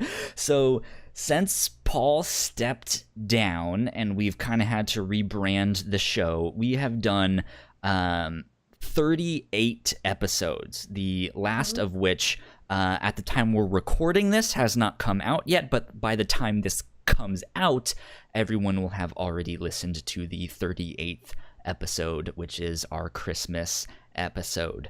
But I started the first episode of the review show came out May 17th. And I covered The Path season 1, which is a Hulu original show. I'm just gonna read through the list here real fast of all the stuff we've done. Episode 2 was Velvet, volumes 1 through 3. The Castle of Cagliostro, Infinity Gauntlet. That's the first one I was on. Exactly, episode 4. And then we did E.T., the Extraterrestrial. Kids on the Slope. Much Ado About Nothing. Strangers in Paradise. The Fearsome Morning. Fooly Cooley. Young Frankenstein, Department H, Valerian and the City of 1,000 Planets, Chowdown Champs, volumes 1 through 4, American Gods, season 1, Star Wars Rebels, season 1, All-Star Superman, House of 5 Leaves, Wet Hot American Summer, The Infinite Loop, Bubble, Iron or the War After, Disenchantment season 1, Godzilla 1 and 2, the Netflix ones, Scooby-Doo Mystery Incorporated season 1, The Dragon Prince, The Chilling Adventures of Sabrina volume 1, Venom Lethal Protector, King Falls AM episodes 1 through 25, Dororo, An American Werewolf in London, Plutona, Wodakoi, Love is Hard for an Otaku, The Forest, Little Shop of Horrors, Kino's Journey, The 2017 version, Rise of the Guardians, and last but not Yay. least, Happy, both the comic and the sci-fi original show. What an end to that list. I'm glad we've been having that was a the last fucking 10 ridiculous years. final Yeah. episode. Yeah, Grant Morrison, man. Whew. Crazy stuff. So we've done all of that stuff. The first 3 I did by myself, so they are shorter episodes. That was in the phase like, oh shit, what do I do? My co-host just stepped down. I like making podcasts. I don't know how to do them by myself. This is really strange. So I did those first 3, and then you stepped on with Infinity Gauntlet. We read the comic because the movie was just about to come out, Avengers 3 Infinity War. And then you missed 2 episodes, which was Iron or the War After and Disenchantment Season 1, which I did with Jess Bever. But of the ones you and I did, what was your favorite episode? What was your favorite thing that we watched or read or listened to? I really loved getting to share with you things I loved. Like we watched Young Frankenstein and Little Shop of Horrors, both of which were like childhood favorite movies for me. Maybe when I was too young to have watched them. But I like, love Little Shop of Horrors. It's still stuck one in of my my head. I'm still sitting there like, Little Shop of Horrors. Belinda, we have to Little talk Shop- musicals sometime. Yeah, musicals is my shit. But like that was stuff like my dad handed down to me, and then I got to hand it over to you, Kyle. Yeah. And like my brother came on and watched Valerian with us because I was telling out you to like that James. was a movie. Yeah. I was like, James really likes this movie. And you're like, I haven't heard anybody like this movie. Does he want to come on and tell us why? Yeah. That was one of those things you're just like, we love this movie. I was like, I've heard nothing but bad things about this. What in the world? Like, what kind of alternate dimension am I in? And so I was like, have him come on. Like, if you guys both really love this movie, tell me why. Like, I haven't seen it yet. And then once I did, I was like, yeah, not for me. I can see why people don't like it, but please tell me why you guys love this. So, And I really liked the Wet Hot American Summer episode because you had so many camp stories and I had no idea, like, until you started telling me while we were recording. It kind of devolved into Kyle shares camp stories that episode. Which most of them I didn't even get to tell because I was like, you know what, this is more for the captain's log. Like I'll mention it on the captain's log, and then I never did. So one day you'll have to ask me about my camp stories, my church camp stories where we did really stupid shit. I'm still chilled by that story you told me about the light beam. Yeah, I saw a ghost or something. I don't know what the fuck that was. Belinda, do you believe in ghosts? Important question. Or just like don't angels or want spirits to. or you don't want to. I'm really not good with scary things. Like I do not like them at all. Like I can barely watch Nightmare Before Christmas and I'm a huge Wow. Yeah, Disneyland is my favorite place and I like sob it. I sobbed the first and probably last time I'll ever go into Haunted Mansion. Like I can't take it. The first time I rode Tower of Terror at the time, like I was like crying into my friend's shoulder. Like I just don't do spooky things at all. I get freaked out. Like I think too much and I know, and it sucks because I have all this like love and appreciation. Like Nightmare Before Christmas is amazing. Can you do horror comics? See, Walking Dead was my favorite comics. People are like, how do you do that? And I was like, you know what? I have no idea. That's kind of the same thing with me, though. I'm not a horror fan at all. I appreciate it. Like, I know it's good. I get scared shitless, you know? So, but comics I can do. It's like, all right, it's fine. You know, it's just a picture. I can also, like, weirdly, so Like I like really, really love Toy Story 3 and I was like obsessed with the director Lee Unkrich. Like and his favorite like movie and book and everything is like The Shining. And in Mhm. order to like understand my favorite director more, I read The Shining because I was like, okay, there's no way in hell I can watch it right now. I'll Okay. read it. And I There you read go. it and it's brilliant. It's amazing. It's so great. And so I like have yet to watch the movie, but because like he puts a bunch of Shining references in all his movies. In Coco, Yeah. there's a bunch of Shining references. Um, and I like want to like know and understand my favorite filmmaker, but like I can't push that. Like I'm slowly trying to push that. Like Are you familiar with a rapper named Aesop Rock? Not ASAP Rocky, but Aesop Rock, as in like Aesop's fables. I No? I feel like I've seen the name, but like You may have seen the name. Maybe it was from me or something that I liked or retweeted or maybe, something. He's yeah. been around for a long, long time. He is maybe my favorite rapper. He's absolutely fantastic. He put one of his entire albums up on YouTube called The Impossible Kid.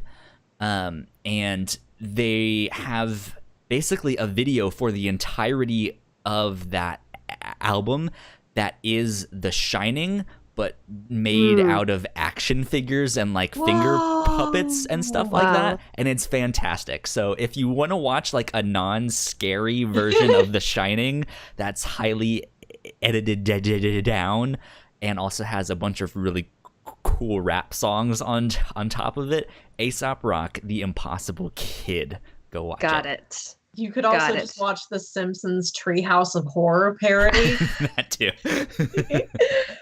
Yeah, talking about horror comics, some of my favorite new stuff we did on the review show this year, not like, oh, this was a favorite episode because I already love this thing or we had a great conversation, but my favorite new media I got to learn about. Like I loved The Chilling Adventures of Sabrina. I loved Strangers in Paradise. Like I would not have gotten into that thing if you hadn't suggested it. Yeah. And I was gonna say, is that your favorite one that I we don't did? know. Because you've mentioned it before that you really want to go back. that and one read stuck with me. And for something more recent, I really liked Love is Hard for Otaku. Like I gushed about that thing. Interesting. That was so sweet. So my favorite one was, I think, also Strangers in Paradise. That is also one Nice. I think I want to go back to and continue Yeah. reading. Because we only read the first like 2 volumes, like 2 or 3 of them. I don't remember. But there's a lot more to that. Yeah. And then there's a more recent series too, where he starts bringing in characters from his other series, like Rachel Rising and stuff like that, which is also a fantastic one. But one of my least favorite ones was Wodakoi. Oh, Love is really? Hard for Inotaku, which is really funny because, again, shout out to Jordan on Game Boys of Keller. He loves that show. He When- fucking loves that show. When we did that, he was like, "Oh my god, hell yes! I want to listen and see what you guys think." I was like, "I hope you enjoy it," because I didn't. Well, you're not like I'm not the your like romance rom-com is not your genre to type, begin no. with.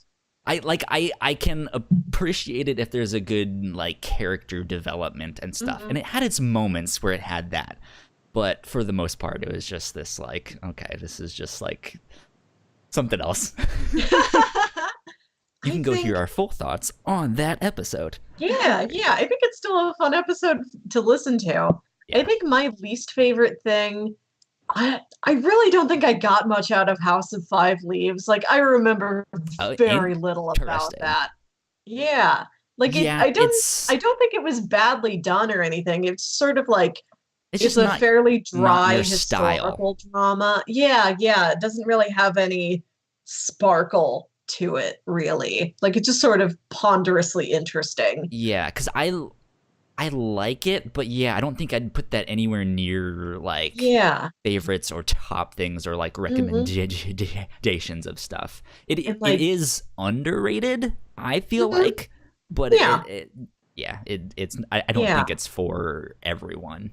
And Department H is like artistically beautiful, and it's got some fun concepts in Department it, but H. like Belinda, you'll appreciate this. I didn't get that Department H, which is a comic book, I think by Matt Kent, spells depth. and it's an underwater murder And mystery. it's an underwater murder mystery. And I finally understood it while I was in the live stream for an episode of Out of the Fridge. And Erick Maddox roasted me. He was like, "What the fuck, Kyle? It's been like 3 years. How did you not know this?" And I was like, "God damn it. I'm sorry. I'm a terrible person." I get love it names now. like that. I love clever. Oh, Yeah, like that's so there's great. like there's real clever stuff in it, but like I don't remember a single character's name. Like I didn't feel attached to anybody. Yeah. Like I need really strong. We also read lively half of it. characters. Like there was still That's a true, whole too. half. Yeah. So, and one of those things. There's a lot we missed, but at the same time, we read half of it. That's quite a lot, you know. And if you're Oh, like, those are the ones that like are memorably unmemorable for me because There you I've been go. thinking about this. Like, what have I completely forgotten we even did? Like, there's stuff that happened recently that I don't remember. I think just because I've been so busy. Like, I really like Dororo, but Mhm. like, I looked at the list and I'm like, oh yeah, we did do that one. But like, I loved it in the moment, and I think my brain has just stopped holding on to information. yeah, we end up covering a lot. There's things that if you mention, I'm gonna have to like go back and look through the list. Did Paul and I do an old episode of that? I Yeah. don't know. Which is why when you asked me for this stuff for the very first episode of 2019, you were like, "Do you have a list somewhere?" I was like, "I don't know what we covered." So I could pitch something you guys already did, and it might fly under the radar. It'd probably ring a bell once you mention it. Like, oh yeah, we did do that, or we covered the manga of that, or something, you know. Last 2 episode specific things I want to mention. I don't know if you have one, but the biggest surprise Yeah. for me was our last episode of 2019, Happy. Happy was such a trip. Yeah. Belinda, have you seen this comic, Happy? I have not. It's Grant Morrison writing it and Derek Robertson doing the artwork. I believe they published it on Image. It's a 4-issue comic about a like hardened alcoholic ex-cop turned hitman who has a heart attack and then wakes up to see a flying blue unicorn that is like, hey, we have to go save this girl named Haley, and she's been kidnapped by this guy dressed in a Santa suit. So that was our Christmas episode, one of them for the review show. But the Sci-Fi Channel picked it up for a TV show, and they did an episode, or they've optioned it for a TV series. I'm assuming there's going to be a season 2, but the show kind of covers a little bit more than what the book does. But it is batshit insane. Oh yeah. It's straight off the wall. Have you bonkers. read Preacher? No, I have not read Preacher. It's kind of along the same lines as that, where it's completely, they are smoking all kinds of shrooms and LSD, and people are just gross and disgusting, and humanity is, we're just seeped in depravity. It's terrible. Like the comic, the first 2 pages has, I think, like 30 something C words in it. Yeah. Oh my goodness. It's lots of blood, lots of gruesomeness and depravity. And I love comics. You know, like sparkly little this could only unicorn. happen in comics. You know what I mean? But at the same time, it was surprising because I wasn't expecting it to be like that. Like, what the fuck am I rereading? But it also had a lot of heart. Like Yeah, it took it's a lot very of those sweet. like holiday Christmas movie themes and did them in a way that you wouldn't expect. And so at the end, when like things kind of wrap up, it's like, oh, this is nice. Like I actually kind of like this, and I feel for some of the characters, you know. So it was good. It was a big surprise. I also want to give a shout out to Chow Down Champs. Yeah, that was a special one. I don't know. I was just looking through Comixology Unlimited, and I was like, you know what? I'm gonna pitch some sports manga because I don't know very much about sports manga or sports anime except that I love Initial D. That show is fucking amazing. But Chow Down Champs is about competitive eating, and it's amazing. It's not written very well. It's not all that great, but it's so much fun. Corny. Yes, it's so entertaining. Like, it's so big and bombastic and ridiculous, and it takes itself so seriously, but it's also just like this fun shonen romp about how much rice you can eat. Yeah. It sounds awesome. It is. Good. You should check it out. It's on Comixology Unlimited. At least the first couple volumes are. So, holiday rating. Go have some fun. About how much food you can stuff your face with. Kyle, I have a question for you. Looking back on our catalog of the year, of all the stuff we covered, which character is your dream date? Oh, which character is my dream date?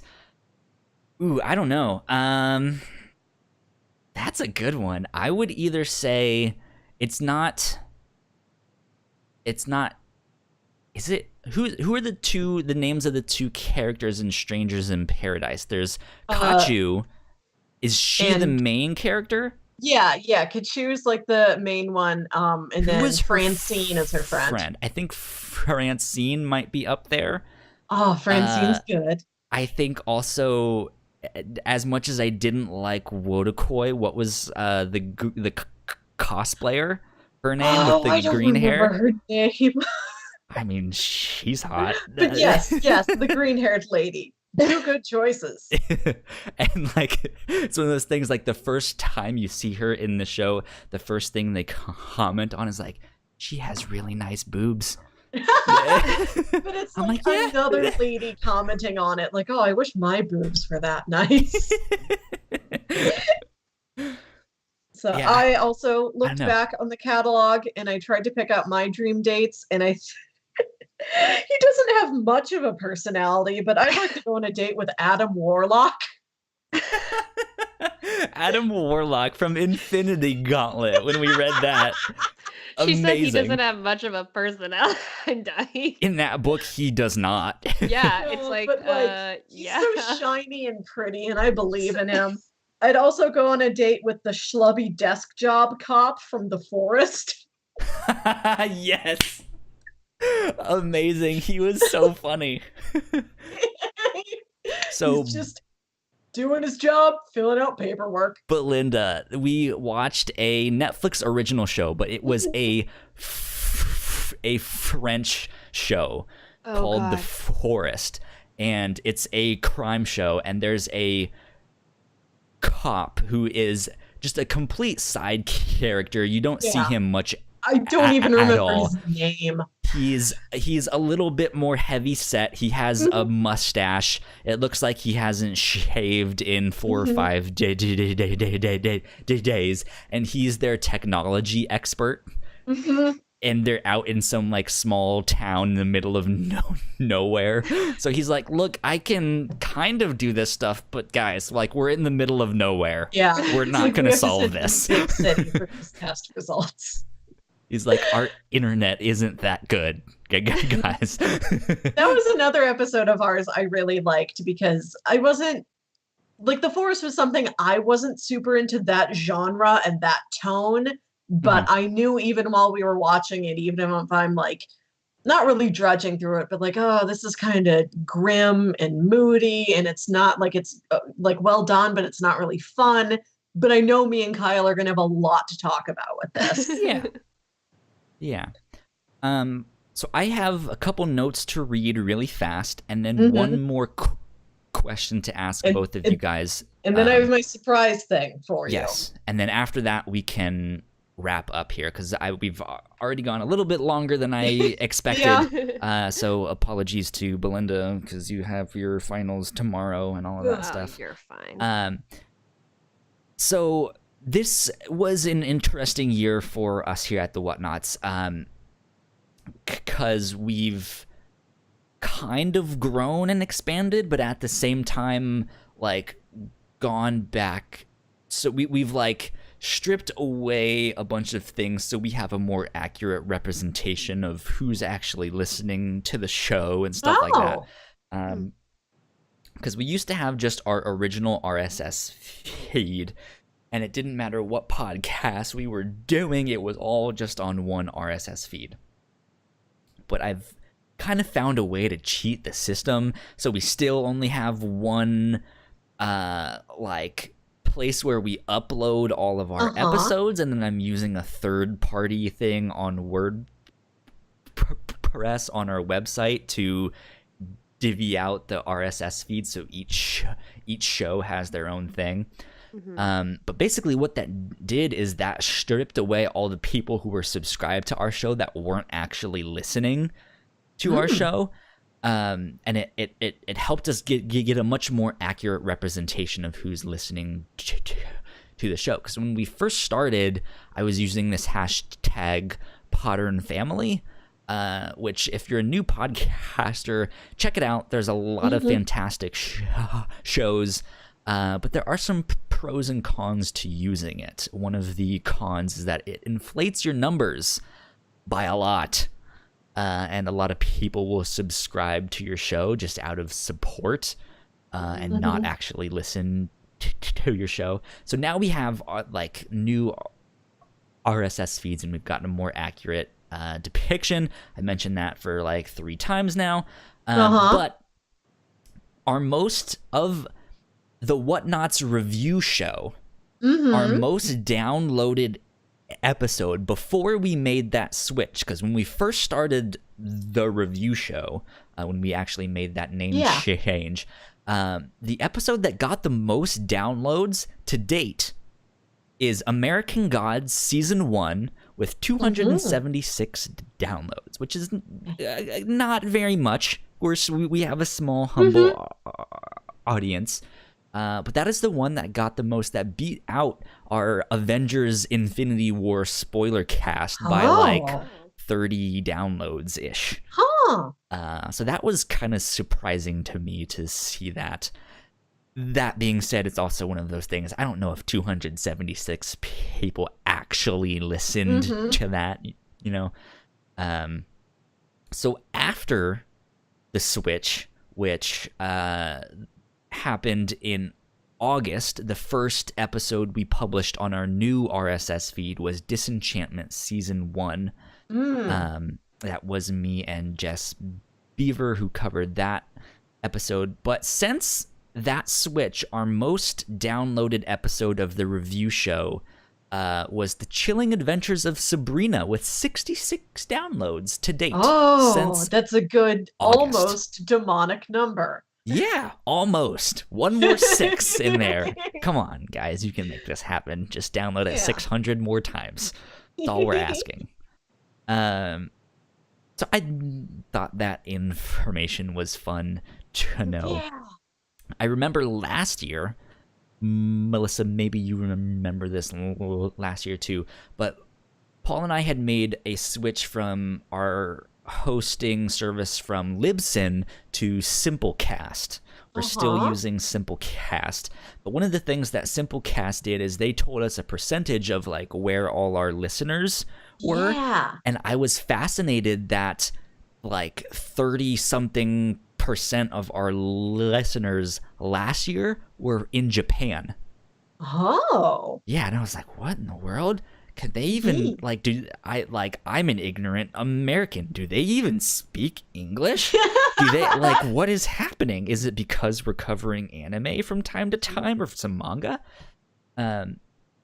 But since all of that, In the US, I think last year our percentage was like low 40s or like 48, 49-ish. We are above 50% US listeners. Come on, American listeners, you can do it. That's why so many people downloaded American Gods. Exactly. American God Circle. 50.46% of our listeners are in the US, which is kind of interesting to know. Japan, obviously, since America went up, Japan went down to 25.74%. So Japan is still hanging on. They're in second right now. Those are our most, like, the two countries that listen to our content the most is from the US and then Japan. Number 3, which I think is the same one from last year, is Germany with 4.9%. So it takes a big dip after second. So I like that. I don't know who you people are because you are lurkers, most of you, which is A-okay, but we'd love to hear from you. Say hi or something. What's good German entertainment we should check out? Exactly. Actually, believe it or not, Paul and I, before we switched to the review show, did an episode on the Netflix original show Dark. Yes. Which is a German show, and it's about time travel. Kind of has a Stranger Things vibe. It's a fantastic show. That is maybe our most popular YouTube video. It has a couple hundred watches. I saw that. They must really like that show in Germany, so that's why I'm sure Germany is our third most listener country. I don't know. Okay. Third most listeningest. Third most listeningest. Brought to you by alcohol. Most listeningest country. Exactly. Lift a beer to Germany. Yeah. So last question I have, and then Melissa, you mentioned you have your I do, yes. Belinda, I'll start with you. What in terms of the Whatnauts, what is a goal that you have for 2019? It can be as specific or generic as you want. If you want to, I mean, it can be something like, hey, I actually do want to get independent focus up off the ground, or if it's just like, hey, I kind of just want to be on more things in general, or whatever else. What is your Whatnauts goal? I would love to get Indie Focus Pod up and running. That would be great. I guess that's goal number 1. 2 is to totally be on more shows, because like I said, like I'm in this mood where I'm like dying to talk about Spider-Verse to literally everyone. It's like me shouting on the street, like, have you seen Spider-Verse? Do you want to talk about it? And like, and I'm just like, oh well, I can do that on the Whatnauts. Exactly. That is what we're here for. Yeah. So, be like, hey, go watch this. Let's talk a bit about it. Yeah. I guess that's like really big goal for me is just next year's going to be nuts.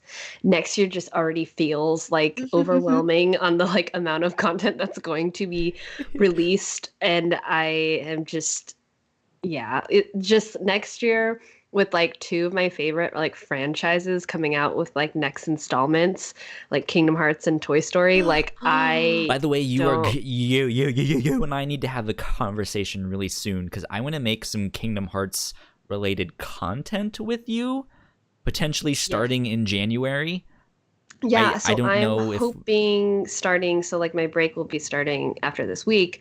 I'm hoping to like, I want to plow through like all of the games. I'm on Birth by just Sleep to like refresh. Right Just to refresh. I know we've been talking about it. Because the only one I haven't played is like the 2.8, which I have. I just haven't played it, and I'm like, I need to play that before I play 3.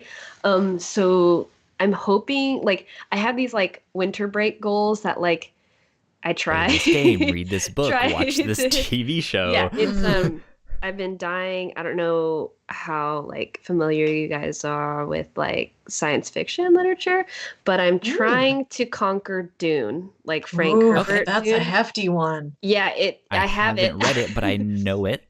I stare at it all the time. Like one day I will Ah, poke at you. And Go read Doom and then Dune, and then come on the captain's log and tell us about it. I would love to have you describe Dune to me. I like it's like, you know, it's like classic like sci-fi literature, and like I'm just like I really feel like I like need to just like bite the bullet and like do it. Because it's so hard for me during the semester to like read full novels. Like Yeah. it just never happens. So usually during the semester I'm reading like short stories or like poetry. I actually finished one novel though this semester, and it's If Beale Street Could Talk, which You've been all about that on Twitter.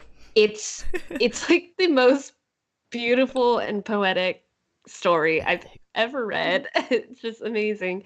So I'm really excited because I haven't, obviously the movie isn't out yet and it's out soon. So, but yeah, so like I was like, okay, I have all this time, and I was like, okay, what do I do?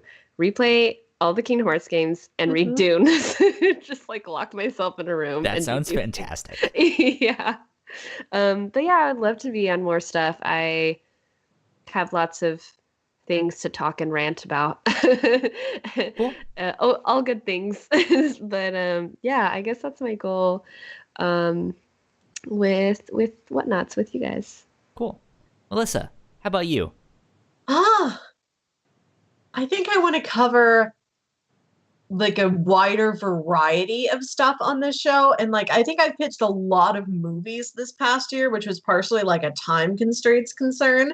Mhm. And hopefully in the new year, like my actual day job workload will lighten up, and then I can have more time to dedicate to like a long graphic novel, or like, you know, we're watching 12 episodes of TV or something like that, which wasn't something I was able to really fit in very often As this much, year.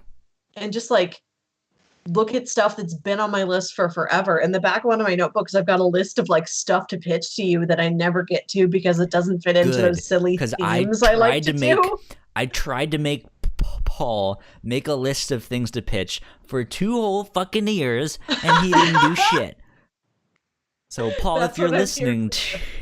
to this, see how easy it is? Yeah, I can do it. I have a list of things. So I just want to like broaden my horizons and broaden Okay. your horizons. I think Cool. I've already told you that like romance is looming for Valentine's Day. Absolutely. Okay. I'm A-okay with that. We're gonna get all hard eyes about it. Get ready. Sounds good. You said heart eyes, and I thought you said hard eyes, and I heard the word hard, and I was like, this is not going in a good direction.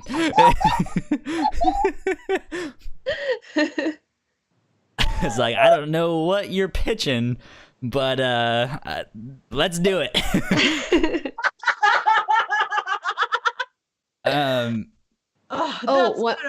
One other goal I just Yes. remembered that I had. Just wait, one question. Melissa, are you up in Seattle around there? I'm in St. Louis. I'm the one Midwestern representative we have, I think. The best of Awesome. the Midwest.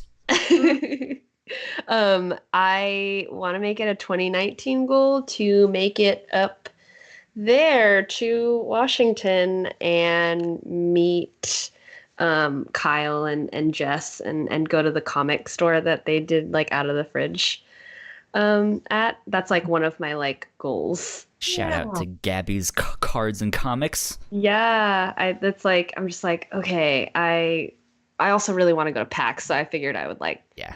you know, kill 2 birds with one stone. Yeah.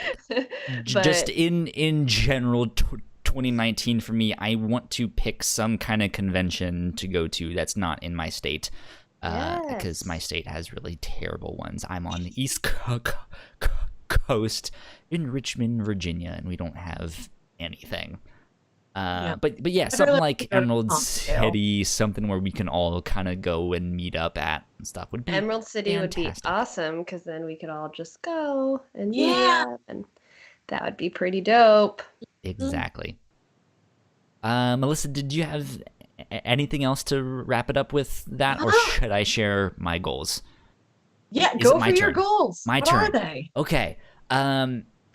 So yeah, I mean, as we're growing and expanding, it's always nice to be like, yeah, I wish I could do more and this and that. I want to see like it. So it's difficult for me because the Whatnauts is kind of my baby, but I always want you guys to be like, this is yours as well. Like, if you guys need a co-host, come ask me. Come put it on our Discord admin channel. Be like, hey, we're not going to be in town this week. Can someone fill in? You know. So I kind of want to foster that type of environment more, where I can even be like, hey, I'm not going to be on the review show this week. Melissa, can you and Belinda do the Yes! show? And it would be the first ever Disney show that I'm not on. Show Yes. everywhere, and we sing the whole thing. Like that, like it's a weird thing to say, but I would actually like to not be on an episode of the review show Ooh. where it's just like, yeah, I'm gonna be gone this week, or I have the black lung. I'm sick. I can't do this. Whereas it's always been like rain or shine. If I'm sick, I'm usually there, which is fine. Or to like teach you guys how to do all the live streaming stuff, because Yeah. I'm the one that hosts all of that and edits all of that. And it's strange too, because I know not all of you guys have the best PC, Mac, or laptop to make that happen, and that's fine. But at least, like, if need be, the show can go on without me. Like that would be amazing if that's like my 2019 goal. If I need to Make a teach cover someone how plan. to like use Adobe Premiere and edit the podcast or something like that. Or it's just like, you know what, this week we're not really gonna have a YouTube video. It's gonna be a still picture of all of our lovely faces, or you know, something like that. I don't know. I always want things to be bigger and better, and I'm all about fake it until you make it faking it. So I want to have the look of a very well polished, we know what we're doing podcast, but most of the time it ends up not being that. But No, I think your graphic design expertise helps a lot.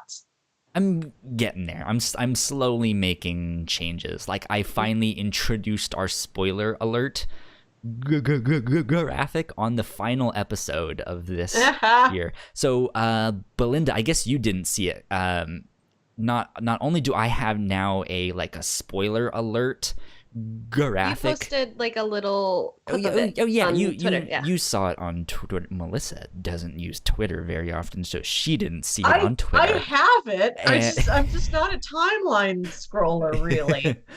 But Timeline scroll. yeah, so I made that, which is fantastic. That part where it says spoiler alert is actually a little bit see-through, so you can still see us in the background there, which is nice.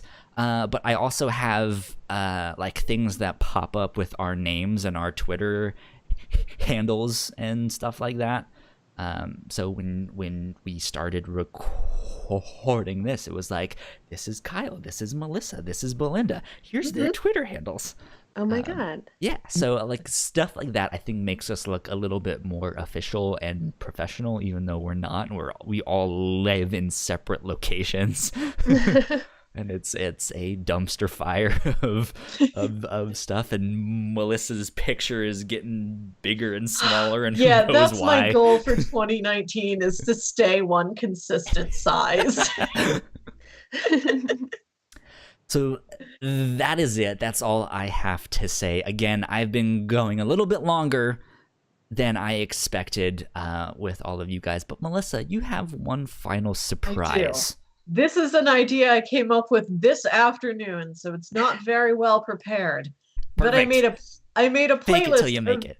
I made a playlist of songs from and inspired by our review show topics this year. Yes. That I would like to run down real quick. Okay. Wait, okay. You are so great. You have these all written down, right? Yeah, I've got it open in front of me. I'm going to send you the link, but let me read them to you first so you don't spoil the surprise for yourself. Okay. Representing Infinity Gauntlet, Another One Bites the Dust. Yes. No. Representing E.T. is a Kenny Loggins song that goes, "Turn on your heart light," because his chest glows.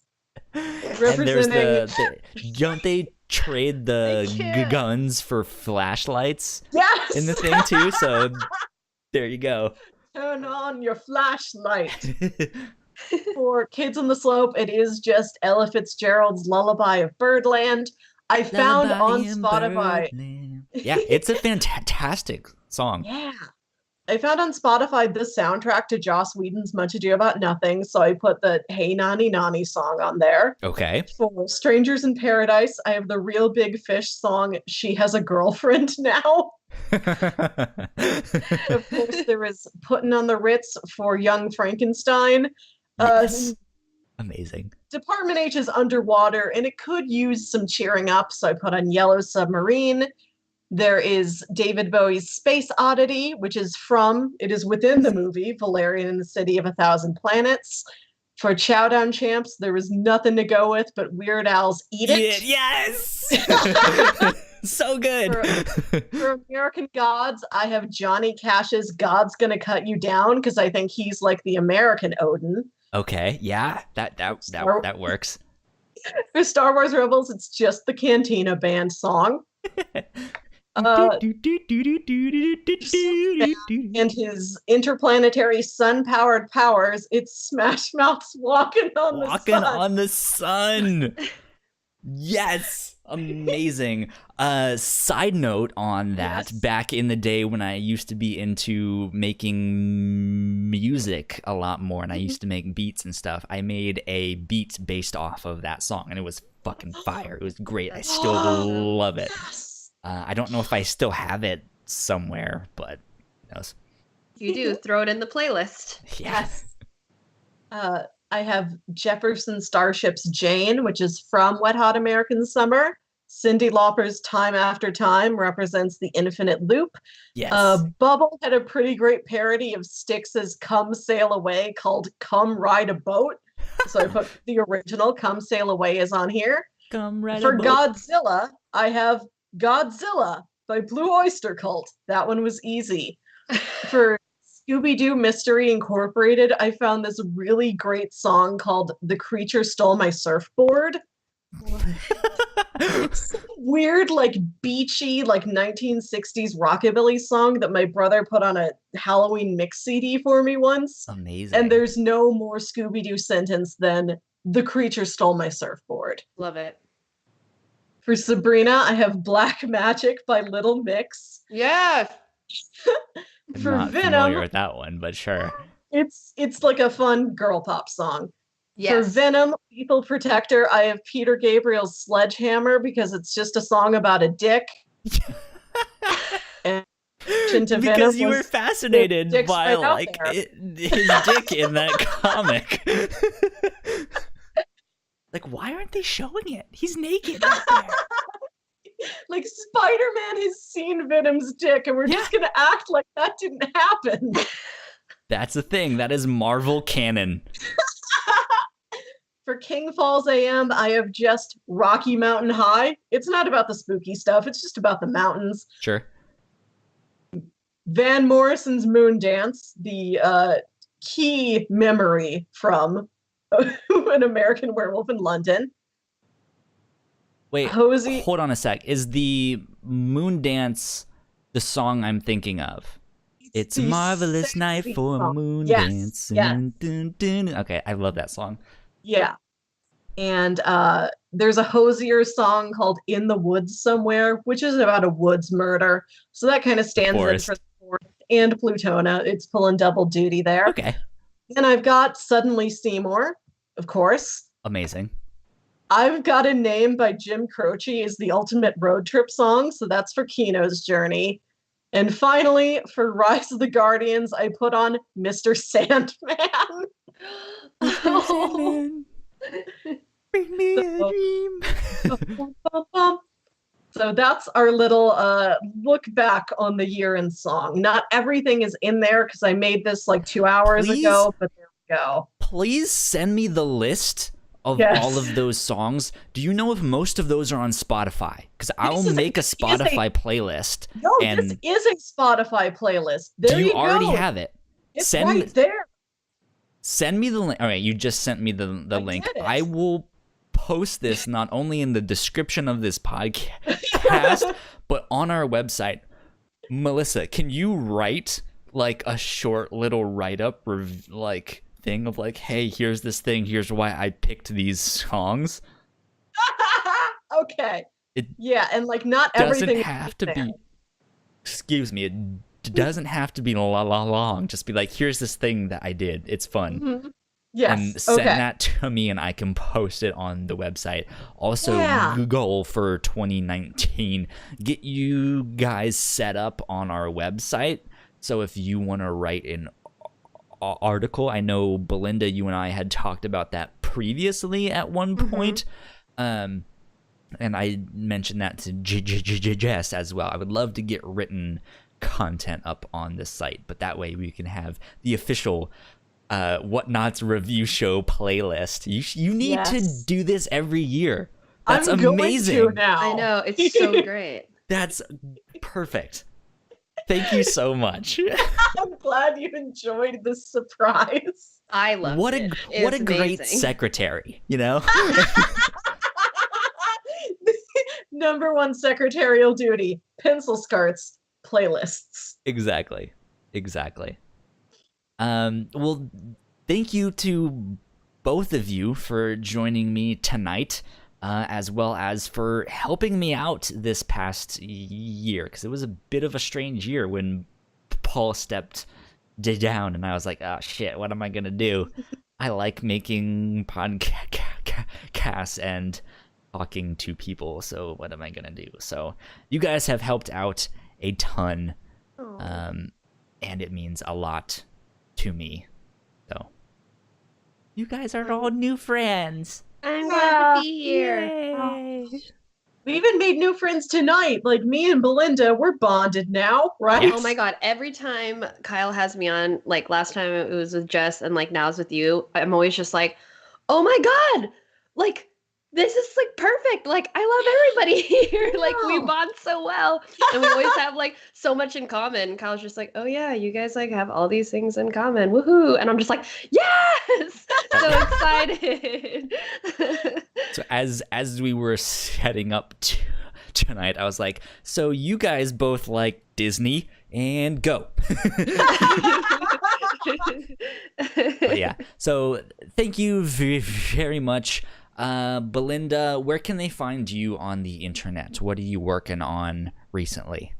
I just find me on Twitter at BBC Garcia, and you'll find everything I'm working on there. There you go, Easiest that way works. to put that. Melissa, how about yourself?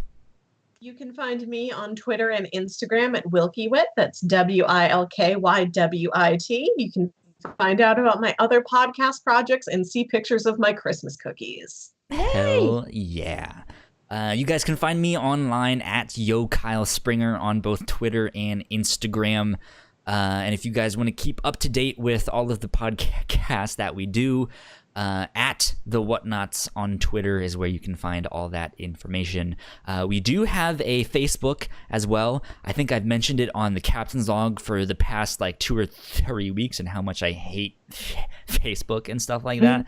So if you are a power Facebook user, search for the Whatnauts podcast, and you can at least find me posting the episodes that we do on there, and you guys can find that. If you guys like the podcast that we do, the review show, the Captain's Log, maybe one day we'll get all of these other podcasts that we've mentioned multiple times up and running, like Indie Focus or Questionable Commentary, something like that. You guys can support us on Patreon for just $1. A single $1, that's pocket change. Help us keep our mics on and our lights on and stuff like that. And you guys can help us out, make bigger and better shows. That's patreon.com/the Whatnauts.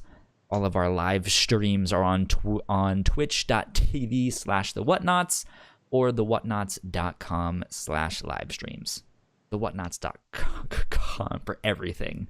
The Whatnauts.